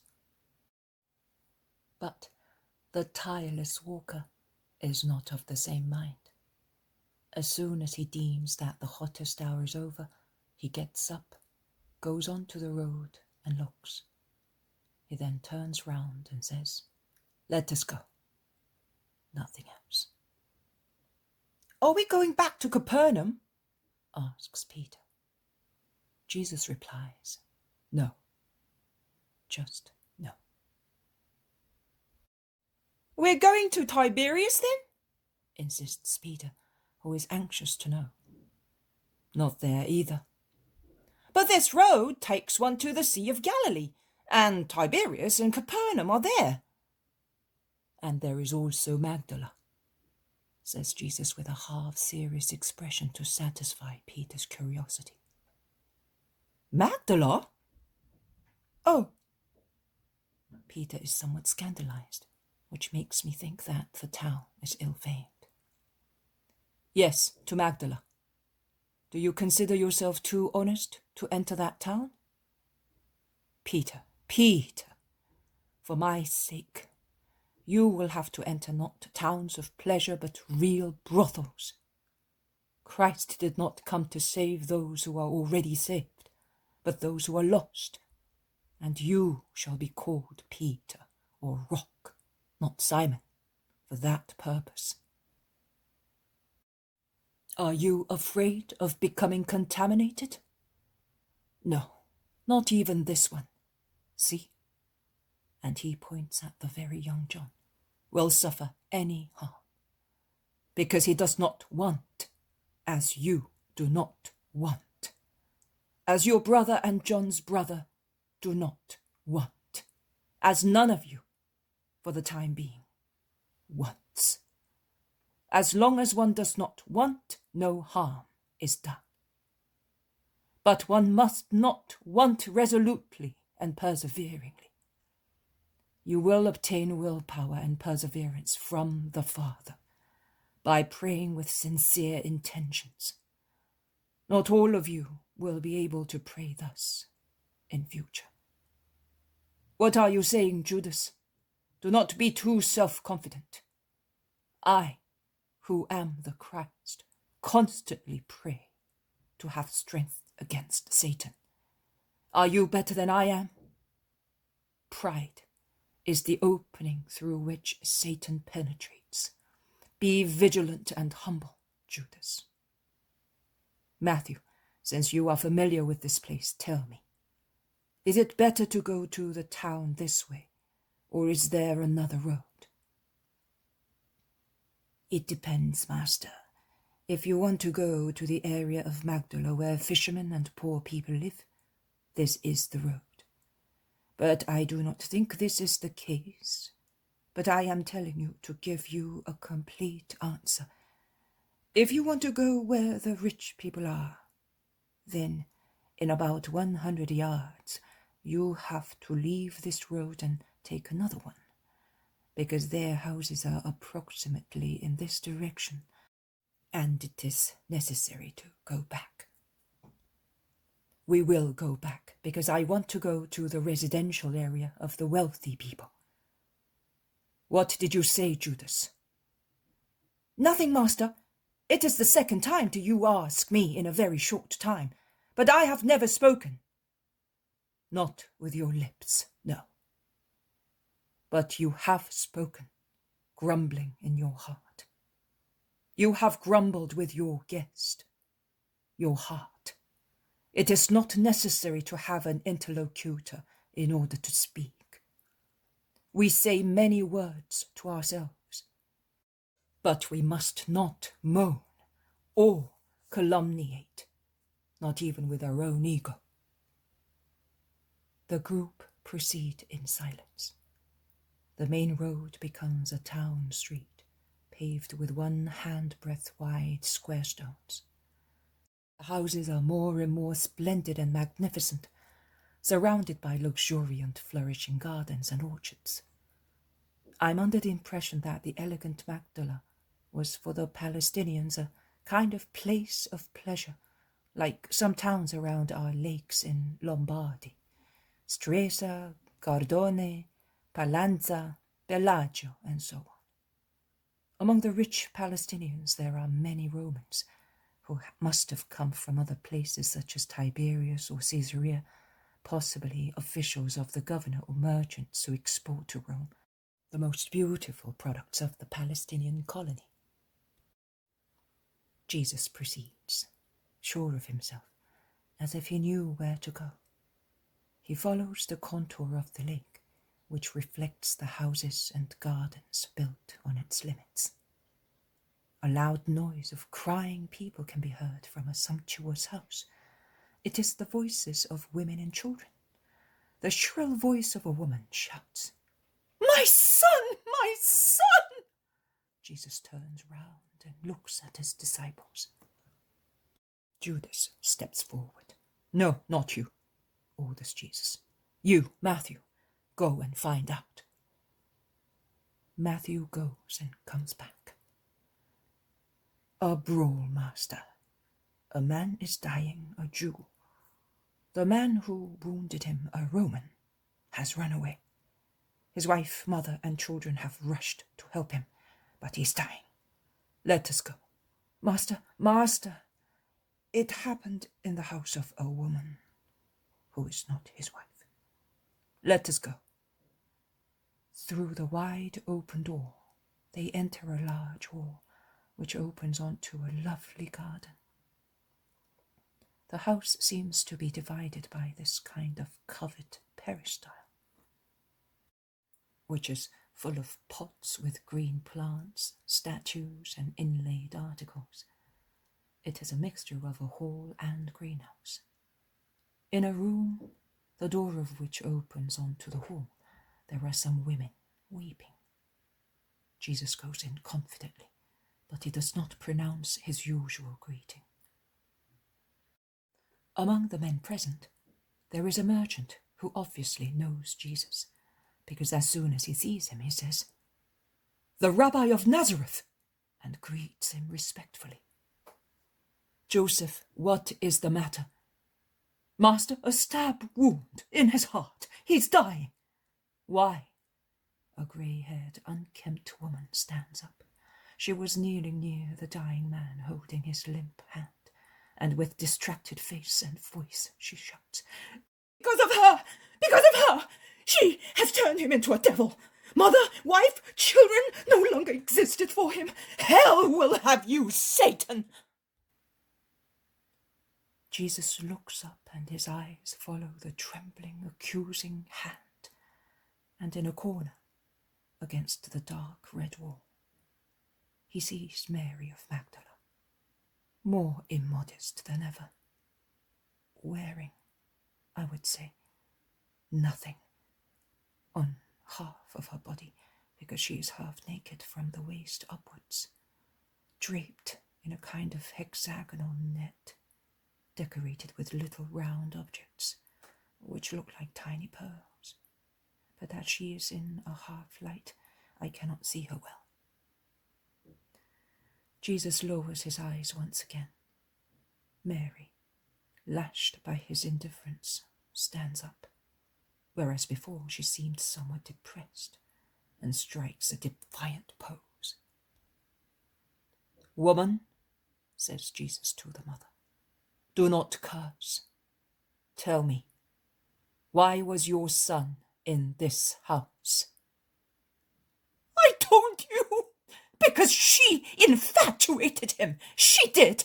"Silence.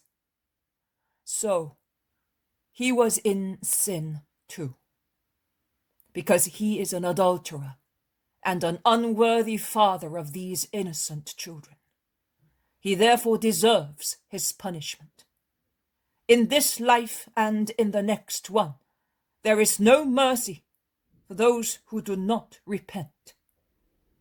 But I feel sorry for your grief, and for these innocent children. Is your house far? About 100 yards. Lift the man and take him there. It is not possible, master, says Joseph the merchant. He's breathing his last. Do as I tell you. They place a board under the body of the dying man, and the procession slowly moves out. They cross the street and go into a shady garden. The women go on, crying loudly. As soon as they enter the garden, Jesus addresses the mother. Can you forgive? If you forgive, God will forgive. We must be kind-hearted to obtain grace. He has sinned and will sin again. It would be better for him to die, because if he lives, he will fall into sin again, and he will have to answer also for his ingratitude to God who has saved him. But you and these innocent ones, and he points at the wife and children, would give yourselves up to despair. I have come to save, not to lose. Man, I tell you, stand up and be cured. The man begins to recover. He opens his eyes, sees his mother, wife, and children, and lowers his head shamefully. Son, says the mother. You were dead if he had not saved you. Come to your senses. Do not be infatuated for a... Jesus interrupts the old woman. Be quiet, woman. Have mercy, as mercy was granted to you. Your house has been sanctified by a miracle, which is always the evidence of God's presence. That is why I could not work it where there was sin. You, at least, must endeavour to keep it such, even if he will not. Take care of him now. It is fair that he should suffer a little. Be good, woman. And you little ones, goodbye. Jesus has laid his hand on the heads of the two women and of the children. He then goes out, passing in front of the Magdalene, who followed the procession as far as the entrance of the house, where she remained leaning against a tree. Jesus slackens his pace, as if he were waiting for his disciples, but I think he does so to give Mary a chance of making a gesture. But she does not. The disciples reach Jesus, and Peter cannot help muttering between his teeth an epithet appropriate to Mary, who, wishing to strike an attitude, bursts into a laugh of a weak triumph. But Jesus heard Peter's word and addresses him severely. Peter, I do not insult. Do not insult. Pray for sinners. Nothing else. Mary stops her trilling laughter, lowers her head, and runs away like a gazelle towards her house.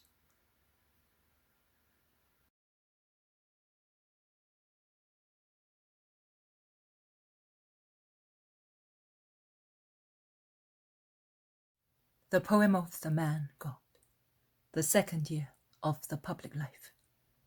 Chapter 184. At Magdala, in the house of Benjamin's mother.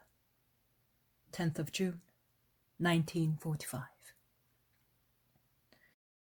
The miracle must have taken place only a short while ago, because the apostles are talking about it, and also some citizens are making comments, pointing at the master, who with a grave countenance goes straight to the outskirts of the town, where the poor people live.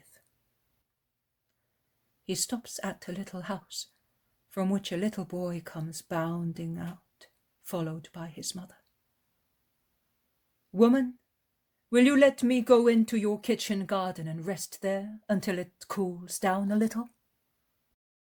"Go in, my lord, also into the kitchen if you so wish. I will bring you some refreshments." "Do not trouble. It is quite enough for me to stay in this peaceful garden." But the woman offers him some water mixed with I do not know what, and then she wanders round the kitchen garden as if she were anxious to, but dare not speak. She busies herself with the vegetables, but it is only a pretense. In actual fact, she is paying attention to the master. But the little boy annoys her, because every time he catches a butterfly or an insect, he shouts and thus prevents her from hearing what Jesus says. She gets angry and gives him a little slap, and he shouts louder.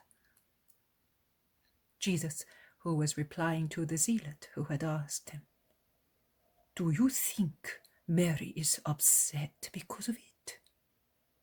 saying, "Much more than you would think," turns round and calls the child, who runs towards him and stops crying on his knees. The woman shouts, "Benjamin, come here!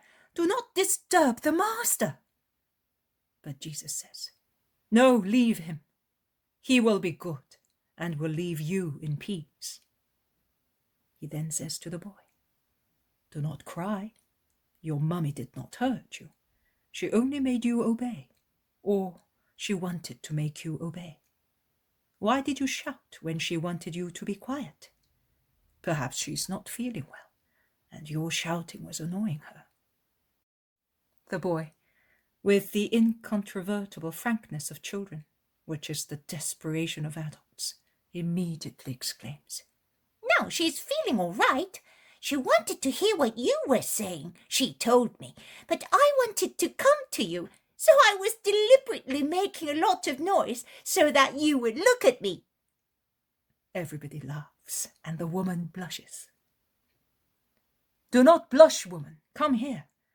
You wanted to hear me speak? Why?"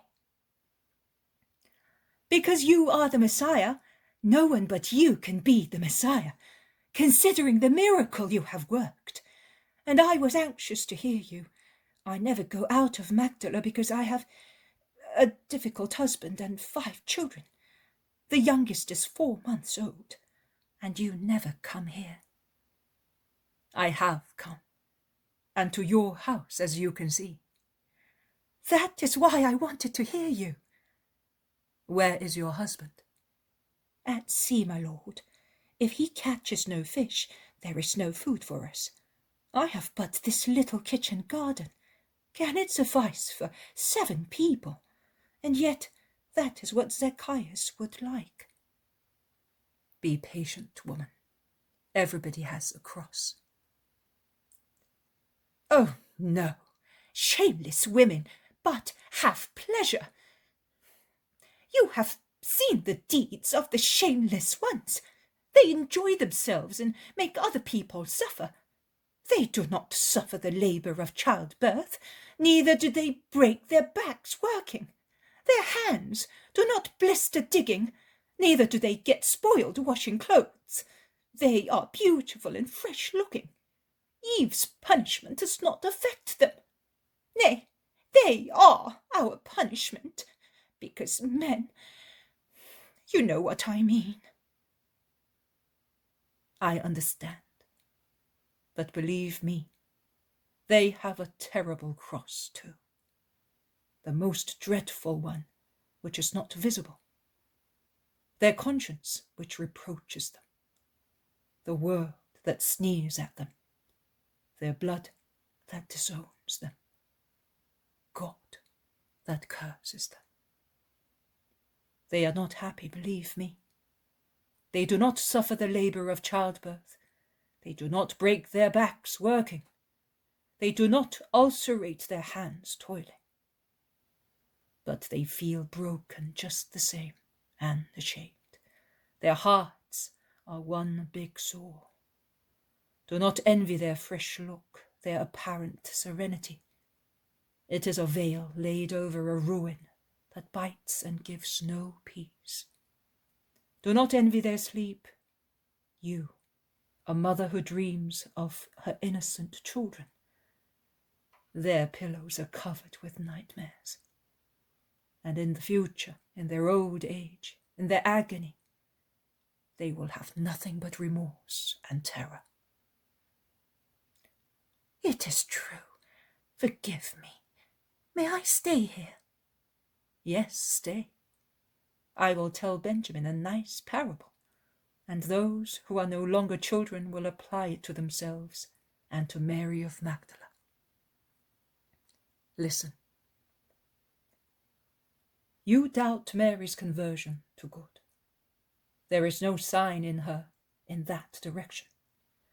Brazen and impudent, conscious of her rank and power, she dared to defy the people and come to the very threshold of the house where they are weeping because of her. She laughed at Peter's reproach. She replied to my inviting look by striking a proud attitude. Perhaps some of you, either for Lazarus' sake or for mine, would have liked me to speak to her directly at some length, subduing her with my power, showing my strength as Messiah and Saviour. No, all that is not needed. I already said so many months ago in regard to another sinner. Souls must react by themselves. I pass and sow the seed. The seed works in secret. A soul is to be respected in this work. If the first seed does not take root, another must be sown, and a third one. And one must give up only when there is definite proof that it is useless to sow. And one prays. Prayer is like dew on the clods of earth. It keeps them soft and nourishes them, so that the seed can sprout. Is that not what you do, woman, with your vegetables? Now listen to the parable of how God works in the hearts of men to establish his kingdom there, because every heart is a small kingdom of God on the earth. Later, after death, all these small kingdoms will agglomerate into one immeasurable, holy, eternal kingdom of heaven. The kingdom of God is created in men's heart by the divine Sower. He comes to his field. Man belongs to God because every man is initially his and sows his seed. He then goes to other fields, to other hearts. Days follow the nights, and nights the days. The days bring sunshine and rain. In our case, rays of divine love and effusion of divine wisdom, speaking to the Spirit. The nights bring stars and restful silence. In our case, enlightening calls of God and silence for the soul, so that it may collect its thoughts and meditate. The seed, in this course of imperceptible but powerful influence, swells, splits, takes root, sprouts, grows. And all that happens without any help from man. The soil spontaneously produces grass from seeds. The herb becomes strong and supports the rising ear. The ear grows, swells, hardens, becomes golden and perfect when seeding. When it is ripe, the sower comes back and cuts it because the time of perfection has arrived for that seed. It cannot develop any further, and so it is harvested. My word does the same work in hearts. I am referring to the hearts which receive the seed, but it is a slow process. One must not spoil everything by being hasty. How troublesome it is for the little seed to split and take root. Such work is painful also for a hard, wild heart. It must open itself, allow people to search it, accept new things and nourish them laboriously, appear different, being covered with humble, useful things, instead of fascinating, pompous, useless, exuberant, flourishing, that covered it previously. It must be satisfied with working humbly for the benefit of the divine thought, without drawing other people's admiring attention. It must exert all its talent to grow and burst into air. It must burn with love to become corn. And after overcoming all fears of human opinion, which are so grievous, after toiling, suffering, and becoming attached to its new dress, it must be deprived of it by a cruel cut. It must give everything to receive everything. It must be divested to be clad again in heaven with the stole of sainthood. The life of a sinner who becomes a saint is the longest, most heroic and glorious fight, I tell you. You will realize from what I told you that it is fair that I should deal with Mary as I am doing. Did I behave differently with you, Matthew? No, Lord. My Lord, you did not. And tell me the truth. What convinced you more, my patience or the bitter reproaches of the Pharisees? Your patience, so much so that I am here. The Pharisees, by despising and anathematizing me, made me scornful, and out of contempt I did more harm than I had done so far. That is what happens. Sinners become more obstinate when they realize that they are treated as sinners. But when they are caressed instead of being insulted, we are dumbfounded and we weep. And when one weeps, the whole framework of sin collapses. One is left nude before goodness, and one implores it wholeheartedly to be reclothed by it. You are right. Benjamin, did you like my story? Yes? Good. Where is your mother? James of Alphaeus replies, She went out at the end of the parable and ran along that road. She may have gone to the seaside to see whether her husband is coming, says Thomas. No, she has gone to her old mother's to get the children. Mommy takes them there so that she can work, says the little boy who is leaning familiarly on Jesus' knees. And she keeps you here, my little man? You must be a handsome evildoer if she keeps you here all by yourself, remarks Bartholomew. I am the eldest, and I help her. You help her to gain paradise? Poor woman. How old are you? Asks Peter. In 3 years' time, I will be a son of the law, replies the urchin proudly. Can you read? Asks Thaddeus. Yes, but very slowly, because the teacher throws me out almost every day. What did I say? Exclaims Bartholomew. But I behave like that because the teacher is old and ugly and says the same things all the time and makes you fall asleep. If he were like him, and he points to Jesus, I would pay attention. Do you hit those who sleep or play? I do not hit anybody, but I say to my pupils, pay attention for your own good and for my sake, replies Jesus. Yes, that's all right, out of love, not out of fear. But if you are good, the teacher will love you. Do you love only those who are good? You just said that you were patient with this man here, who was not good. The child's logic is cogent. I am good with everybody, but when one becomes good, I love that one very much, and I am very good too. The boy is pensive. He then looks up and asks Matthew, And what did you do to become good? I loved him.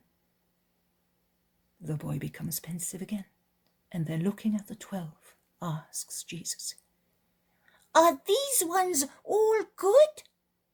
Of course they are. Are you sure? I sometimes behave as a good boy, but that is when I am thinking of some big mischief. They all burst into laughter. Also the little fellow who is in a confessing humour laughs. Also Jesus laughs, pressing him to his heart and kissing him. The boy, who is now friendly with everybody, wants to play and says, I will now tell you who is good. And he begins his selection. He looks at them all and goes straight to John and Andrew, who are nearby, and says, You and you, come here. He then chooses the 2 Jameses and places them with the other 2. He then takes Thaddeus. He is quite pensive in front of the zealot and Bartholomew, and says, You are old, but good. And he joins them to the others. He examines Peter, who undergoes the examination, jokingly frowning at him, and finds him to be good. Also Matthew and Philip pass the examination. He says to Thomas, You laugh too much. I am in earnest. Don't you know that my teacher says that he who always laughs fails in the tests? After all, also Thomas passes his examination, but with low marks. The boy then goes back to Jesus. Hey, you urchin! I am here too. I am not a tree. I am young and handsome. Why don't you examine me? Says the Iscariot. Because I don't like you. My mother says that when you don't like something, you must not touch it. You just leave it on the table so that other people who may like it can take it. And she also says that if you are offered something which you don't like, you must not say, I do not like it. But you say, Thank you, but I am not hungry, and I do not hunger for you. Why not? Look, if you say that I am good, I will give you this coin. What am I going to do with it? What can I buy with a lie? Mummy says that the money which is the fruit of deceit becomes straw. Once at my grandmother's, I got them to give me a didrachma by telling a lie because I wanted to buy some honey cakes, and during the night it turned into straw. I put it in that hole over there, under the door, to take it the following morning, but I found a handful of straw in its place. But how can you see that I am not good? What is wrong with me? Am I lame? Am I ugly looking? No, but you frighten me. Why? Asks the Iscariot, going near him. I don't know. Leave me alone. Don't touch me, or I'll scratch you. What a hedgehog! You are silly! Judas gives a forced laugh. I am not silly. You are bad. And the boy takes shelter in the lap of Jesus, who caresses him without speaking. The apostles make fun of the situation, which is not very pleasant to the Iscariot. In the meantime, the woman comes back with 6 people, and behind them, many more. They must be about 50, all poor people. Would you speak to them at least a few words? This is my husband's mother, these are my children, and that man over there is my husband. A word, Lord, implores the woman. Yes, I will speak, to thank you for your hospitality. The woman gets back into the house where her suckling claims her, and she sits on the threshold breastfeeding her baby.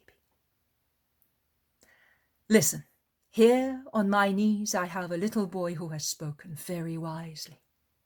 He said, everything that is obtained by deceit becomes straw. His mother taught him that truth. It is not a tale, it is an eternal truth. What is done dishonestly is never successful, because falsehood in words, deeds, and in religion is always a sign of alliance with Satan, the master of falsehood. Do not believe that the deeds worthy of achieving the kingdom of heaven are very noisy or showy. They are common, continuous deeds, but performed with a supernatural purpose of love.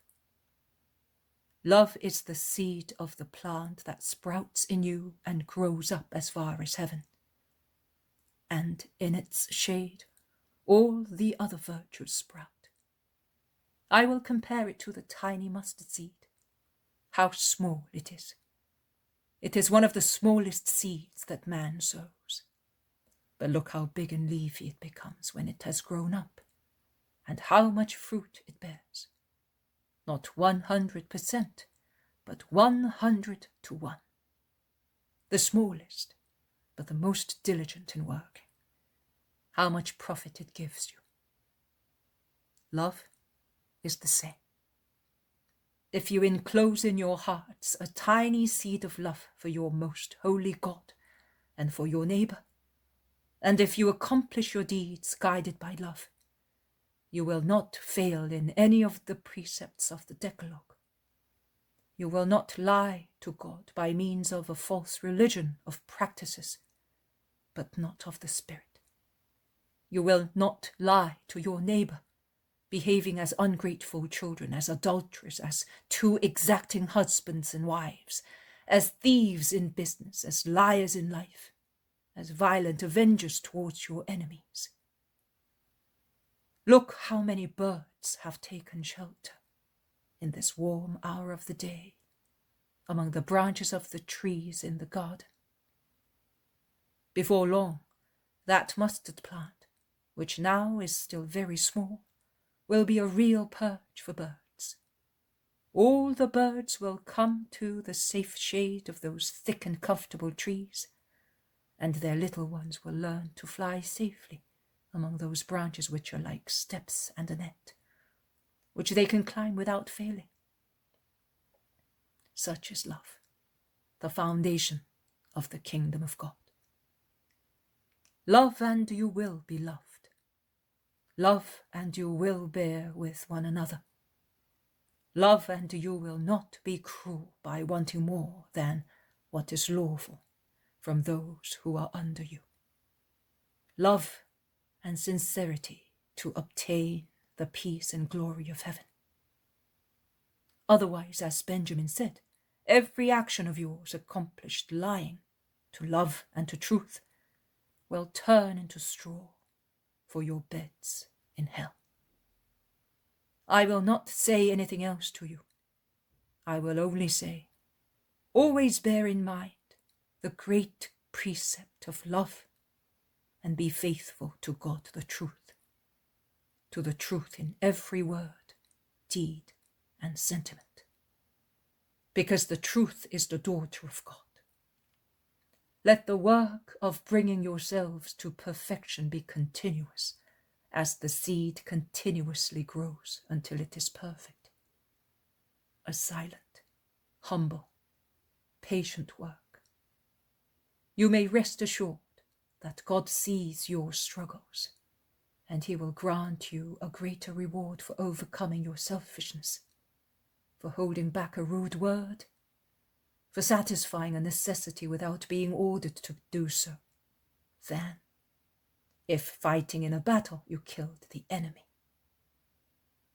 The kingdom of heaven, which you will possess if you live as just people, is built with the little things of every day, with goodness, moderation, patience, with being satisfied with what one has, bearing with one another, and with love.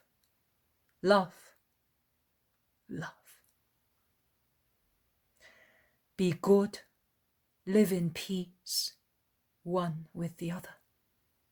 Do not grumble, do not judge. God will then be with you. I give you my peace as a blessing and thanksgiving for the faith you have in me. Then Jesus turns to the woman, saying, May God bless you specially, because you are a holy wife and a holy mother. Persevere in virtue. Goodbye. Goodbye, Benjamin. Love the truth and obey your mother. My blessing to your little brothers, and to you, mother. A man comes forward. He is embarrassed and stammers. But I am moved by what you say of my wife. I did not know. Have you no eyes or intelligence? Yes, I have.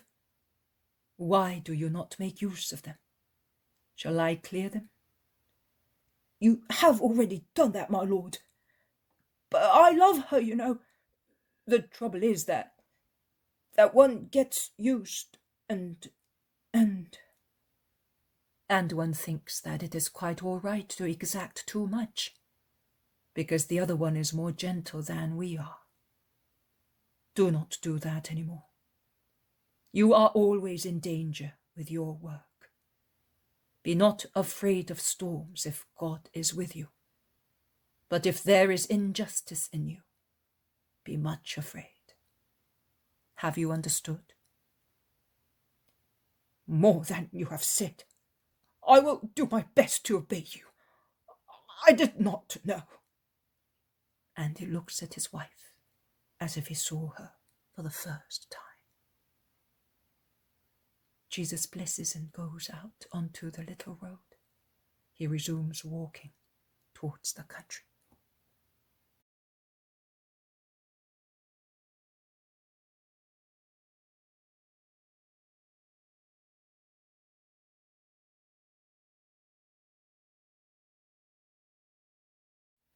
The poem of the man God, the second year of the public life. Chapter 185, The Calming of the Storm. 30th of January, 1944. Now that everybody is asleep, I am telling you my joy. I saw today's gospel. Mind you, this morning when I read it, I said to myself, this is an episode of the gospel which I will never see, because it is not very suitable for a vision. Instead, when I was not thinking about it, it came to fill me with joy. This is what I saw. A sailing boat, not excessively large nor very small, a fishing boat on which 5 or 6 people can move comfortably, is ploughing the water of the beautiful deep blue lake of Gennesaret. Jesus is sleeping in the stern. He is dressed in white as usual. He's resting his head on his left arm, and under his arm and head he has placed his blue-grey mantle, which has been folded many times. He is sitting, not lying, on the bottom of the boat, and his head is resting on the board that is at the very end of the stern. I do not know what sailors call it. He is sleeping peacefully. He is tired and calm. Peter is at the rudder. Andrew is busy with the sails. John and 2 more people, I don't know who they are sorting out ropes and nets in the bottom of the boat, as if they were preparing to catch during the night. I would say that the day is drawing to its end, because the sun is already setting in the west. All the disciples have pulled their tunics up, gathering them round their waists by means of belts, in order to be free in their movements, passing from one part of the boat to the other, stepping over oars, seats, baskets and nets, without being hindered by their clothes. None of them is wearing a mantle. I see that the sky is clouding over, and the sun is hiding behind huge storm clouds, which have suddenly appeared from behind the top of a hill. The wind blows them fast towards the lake. The wind, for the time being, is high up, and the lake is still quiet. It is only becoming darker, and its surface is no longer perfectly smooth. There are no waves yet, but the water is beginning to ruffle. Peter and Andrew watch the sky and the lake and are preparing to draw close to the shore. But the wind suddenly rages over the lake that, in a few minutes, surges foaming. The swelling waves clash one against the other. They strike the little boat, lifting it up, lowering it down, tossing it in all directions, thus preventing all manoeuvring the sail, which has to be lowered. Jesus is sleeping. Neither the steps and the excited voices of the disciples, nor the howling wind, nor the waves pounding on the sides of the boat and its prow awake him. His hair is blowing in the wind, and drops of water reach him, but he is sleeping. John runs from stem to stern and covers him with his mantle, which he has taken from under a board. He covers him with delicate love. The storm rages more and more furiously. The lake is as black as if ink had been poured into it, and it's streaked by the foam of the waters. The boat lets in water and is driven farther and farther to the open sea by the wind. The disciples are perspiring in their efforts to maneuver the boat and bailing out the water which the waves pour in. But to no avail. They are paddling in the water that reaches up to their knees, and the boat is becoming heavier and heavier. Peter loses his calm and patience. He hands the rudder over to his brother, staggers toward Jesus and shakes him vigorously. Jesus wakes up and raises his head.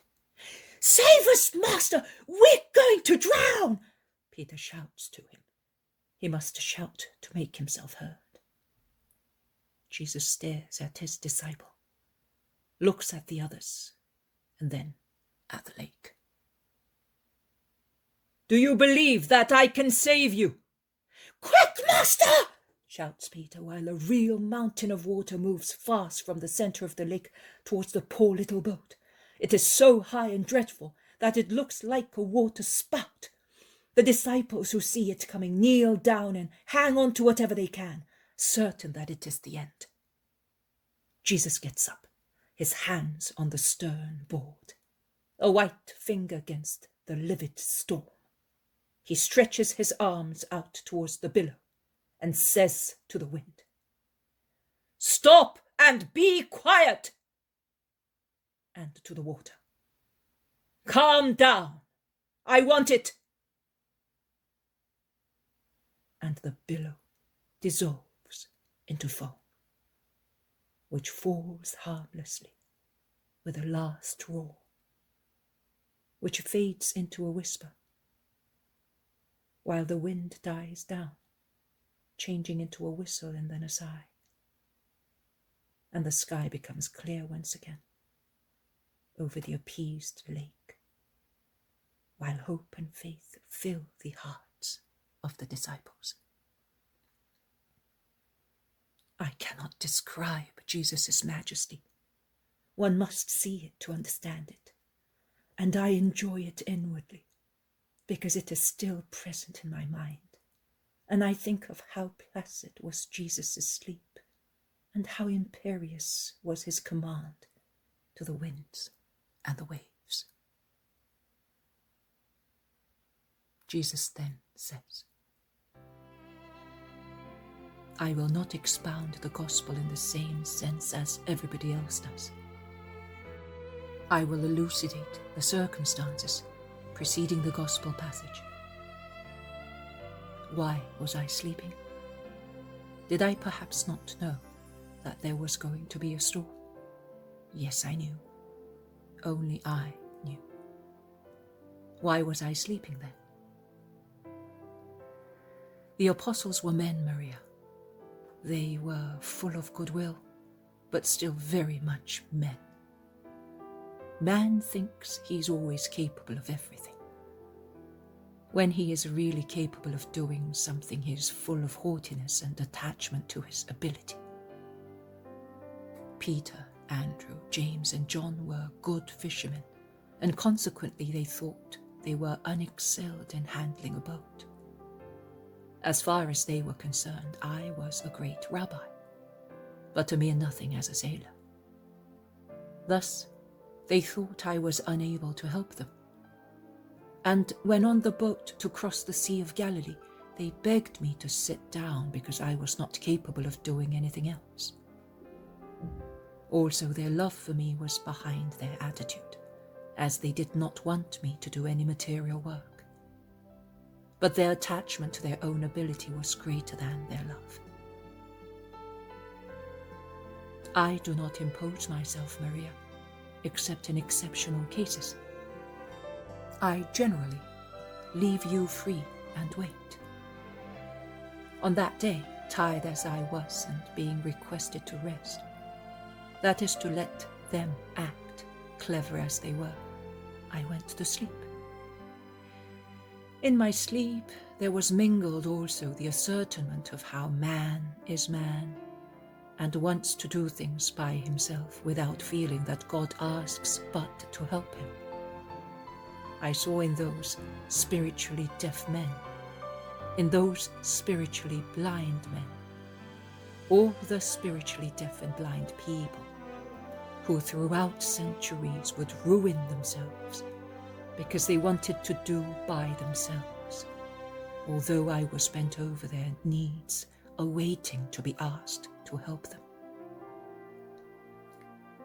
When Peter shouted, "Save us," my bitterness dropped like a stone. I am not man. I am the God-man. I do not behave as you do.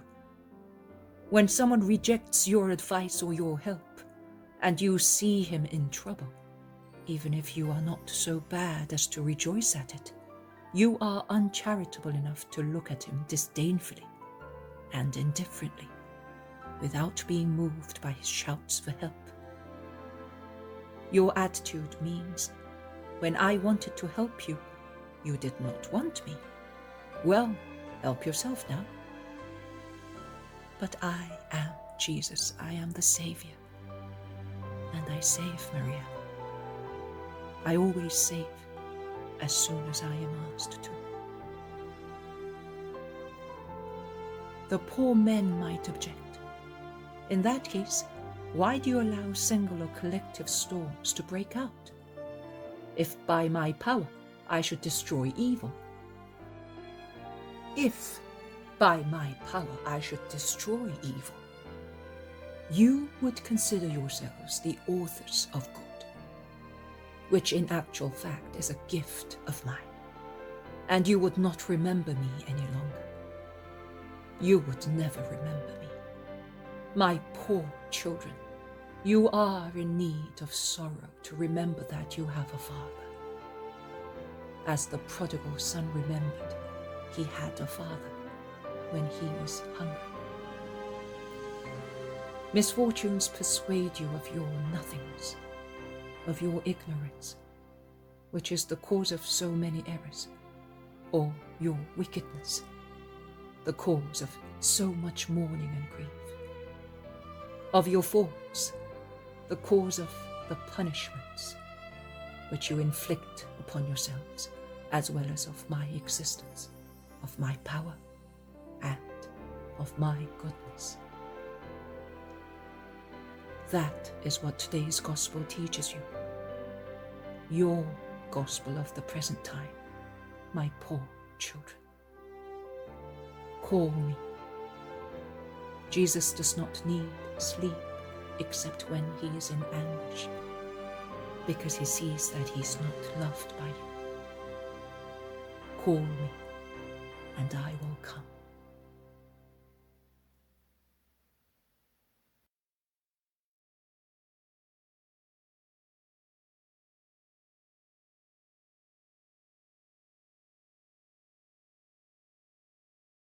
The poem of the man God, the second year of the public life. Chapter 186. The Demoniacs of Gadara. 11th of June, 1945. The vision, the calming of the storm, which you saw on 30th of January 1944, is to be put here. Then the following vision. Jesus, after crossing the lake from northwest to southeast, asks Peter to land near Hippus. Peter obeys without discussing and takes the boat down to the mouth of a little river, which is in flood because of the springtime rains and of the recent storm, and flows into the lake through one of the wild rocky gorges common to this coastal area. The assistants, there is one in each boat, fasten the boats and are ordered to wait until evening to go back to Capernaum. And be as dumb as an ox, suggests Peter. If they ask you where the master is, reply without hesitation, I don't know. And if anyone wants to know where he is going to, give them the same reply. In any case, it is the truth, for you don't know. They part, and Jesus begins to ascend a steep path which climbs the almost upright cliff. The apostles follow him along a very hard path up to the summit of the cliff, which levels over to a tableland strewn with oak trees, under which there are many pigs pasturing. Stinking animals, exclaims Bartholomew. They prevent us from passing. No, they do not.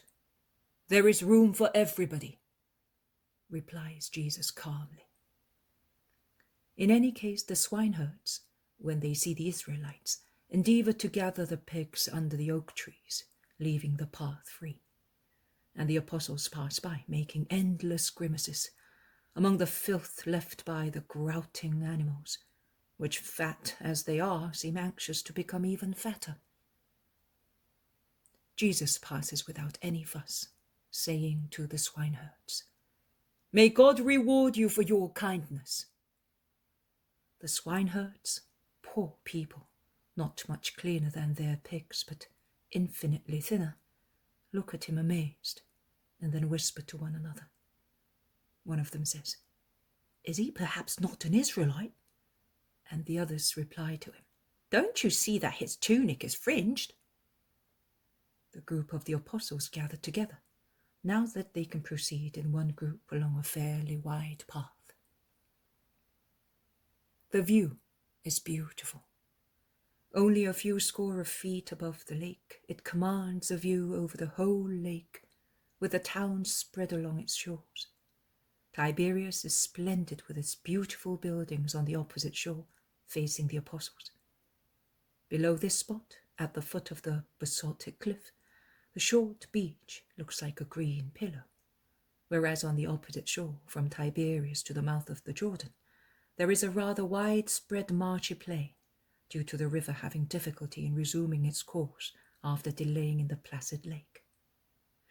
But the plain looks like a garden, because it is so thick with marsh flora and is densely populated with colourful, variated waterfowl, which seem bedecked with jewels.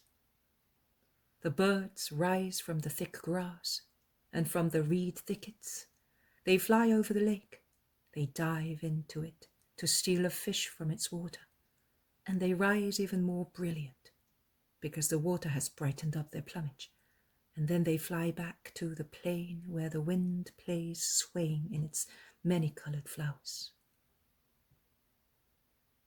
Up here, instead, there are woods of very tall oak trees, under which the grass is soft and emerald green, and beyond this strip of woods, on the other side of a large valley, the mountain climbs again, forming a very steep, rocky summit, on which houses rise built on terraces. I think that the mountainside and the walls of the houses are all one, for its caves are used as dwellings, in a mixture of a troglodyte and ordinary village. It is a village characteristic of structures on large rising terraces, so that the roof of the house on the terrace below is at the height of the ground entrance of the terrace above it, On the sides, where the mountain is very steep, so steep that no house can be built there are caves, deep crevices and descents, dropping down to the valley. In the season of downpours, the descents must become as many whimsical little torrents. All kinds of blocks, which the floods have rolled down to the valley, form a chaotic pedestal for the little mountain, which is so wild and steep, hunchbacked and overbearing, that it looks like a squire who wants to be respected at all costs. "Is that not Gamala?" asks the zealot. "Yes, it is Gamala. Do you know the town?" says Jesus.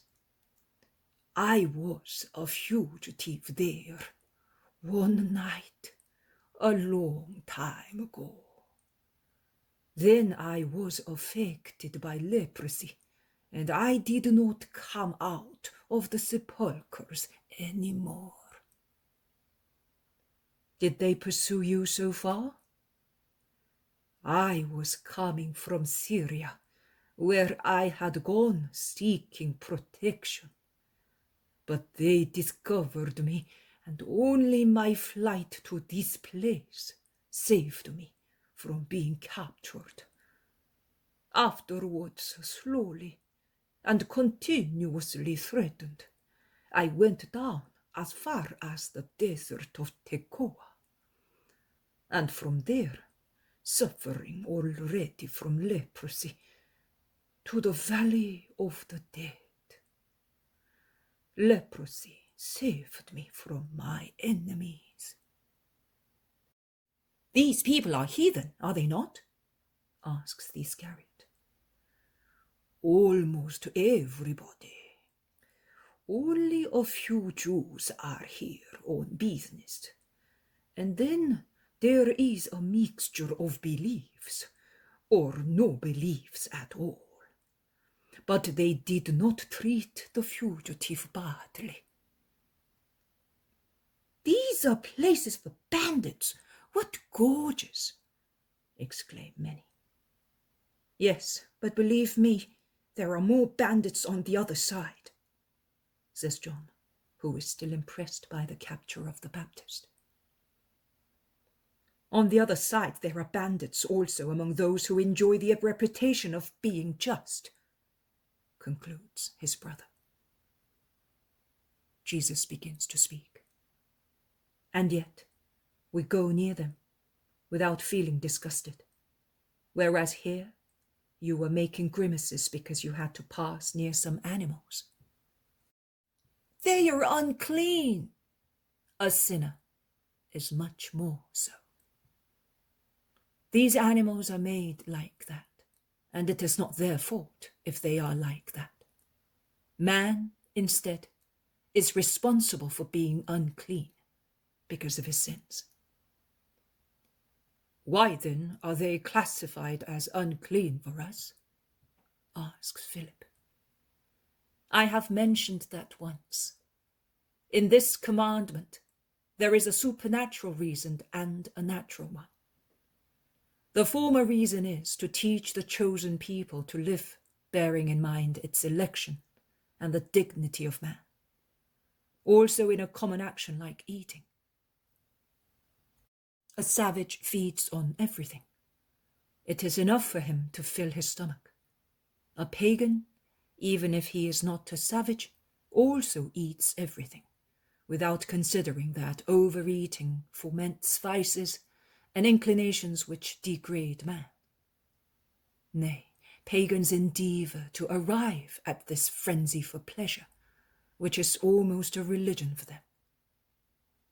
The more learned amongst you are aware of obscene celebrations in honour of their gods, which degenerate into lecherous orgies.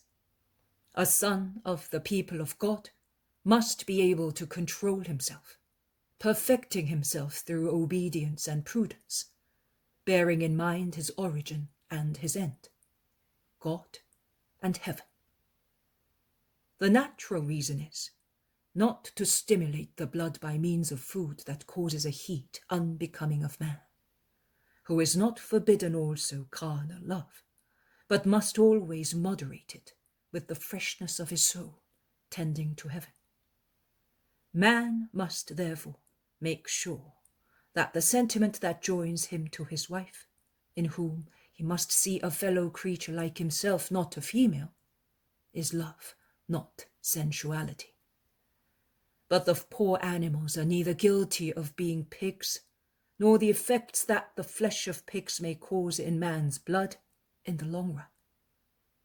And the swineherds are much less guilty. If they are honest, what difference will there be in the next life between them and the scribe who is bent over his books but does not learn to be good?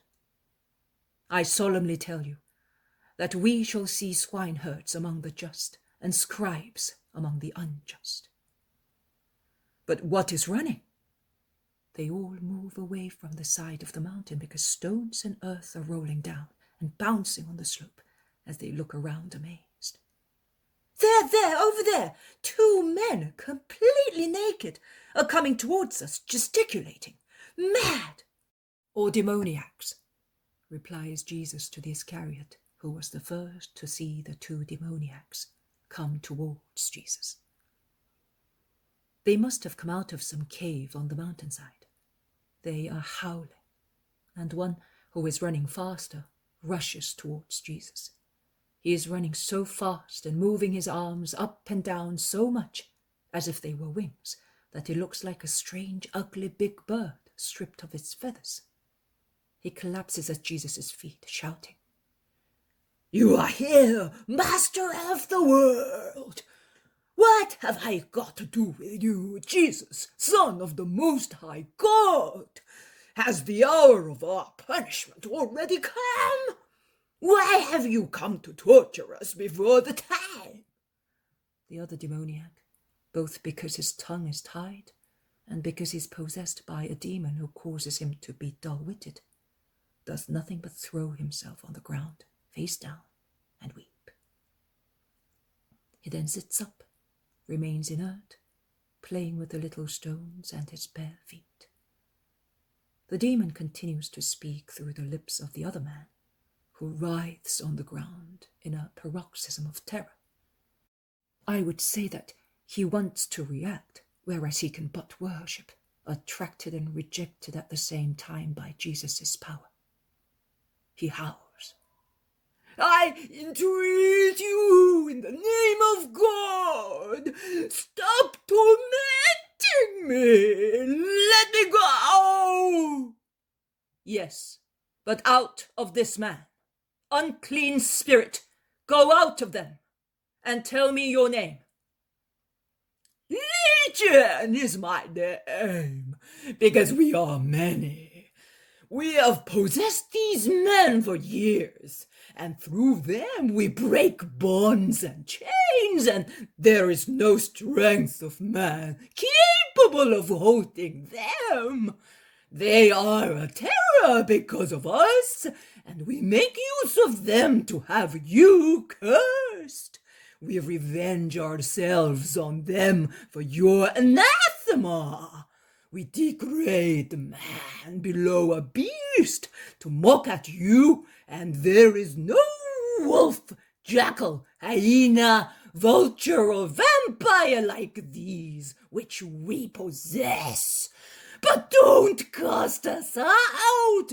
Hell is too horrid! Get out! In the name of Jesus, get out!" Jesus' voice thunders, and his eyes fire splendor. "Amazed! Let us go into the herds of pigs, you mad! Go!" With a beastly howl, the demons part from the 2 wretched men, and in a sudden whirlwind, which causes the oak trees to sway like reeds, they run into the large herd of pigs that, with real demoniac cries, begin to run, as possessed beings, through the oak trees, pushing, wounding, biting one another, and hurl themselves into the lake. When after reaching the edge of the cliff they have but the water below as a shelter, The swineherds are overwhelmed and dumbfounded, and while they shout, seized by fear, hundreds of animals fall headlong into the calm water in a succession of splashes, causing the water to surge and foam. They sink, refloat, showing in turn their round bellies or their pointed snouts with terrified eyes, and in the end get drowned. The swineherds run towards the town, howling. The apostles go towards the place of the disaster and come back saying, "Not one of them is saved. He has done them a bad turn." Jesus replies calmly, "It is better if 2,000 pigs perish than one man. Give them some clothes. They cannot stay like that." The zealot opens his bag and gives one of his tunics. Thomas gives another one.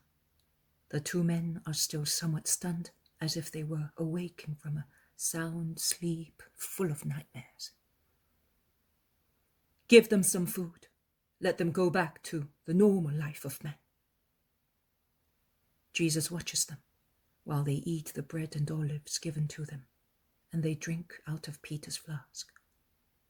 At last, they speak. "Who are you?" asks one. "Jesus of Nazareth." "We don't know you," says the other. "Your souls know me. Get up now and go home." "We have suffered very much, I think, but I cannot remember very well. Who is this man?" asks the one who spoke on behalf of the demon, and he points at his companion. "I do not know. He was with you." "Who are you? Why are you here?" he asks his companion. The one who was dumb and is still more inert says, "I am Demetrius. Is this Sidon?" "Sidon is on the sea, man. Here you are beyond the Lake of Galilee." "Why am I here?" Nobody can reply.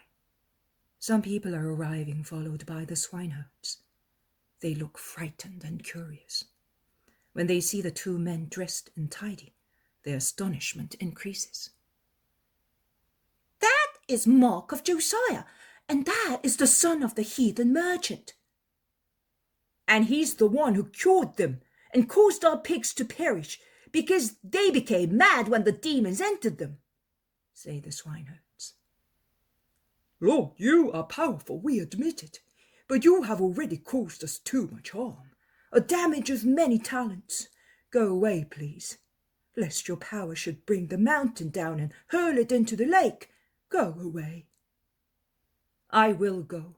I do not impose myself on anybody."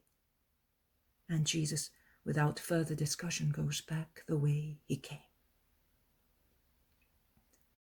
The demoniac who spoke follows him, behind the apostles. Further back, at some distance, there are many citizens watching whether he is really leaving. They go down the steep path back to the mouth of the little torrent near the boats. The citizens remain on the terrace watching. The demoniac who has been cured goes down behind Jesus. In the boats, the assistants are terrified. They saw the pigs raining into the lake and are still contemplating their bodies, which surface more and more numerous, more and more swollen, with their round bellies in the air and their stiff, short legs like 4 pegs stuck into a huge fat bladder. "What happened?" they ask. "We will tell you later. Loosen the boats and let us go." "Where, my lord?" "To the Gulf of Tarichea." The man who has followed them, now that he sees them getting into the boats, implores, "Take me with you, Lord." "No, go home. Your relatives are entitled to have you. Speak to them of the great things the Lord has done to you, and tell them how he had mercy on you. This area is in need of faith. Light the flames of faith out of gratitude to the Lord. Go. Goodbye. Comfort me at least with your blessing, that the demon may not possess me again. Be not afraid. If you do not want, he will not come. But I bless you. Go in peace. The boats depart from the shore westwards. Only then, when the boats are ploughing through the waters strewn with the swine victims, the inhabitants of the town, which did not want the Lord, withdraw from the terrace and go away.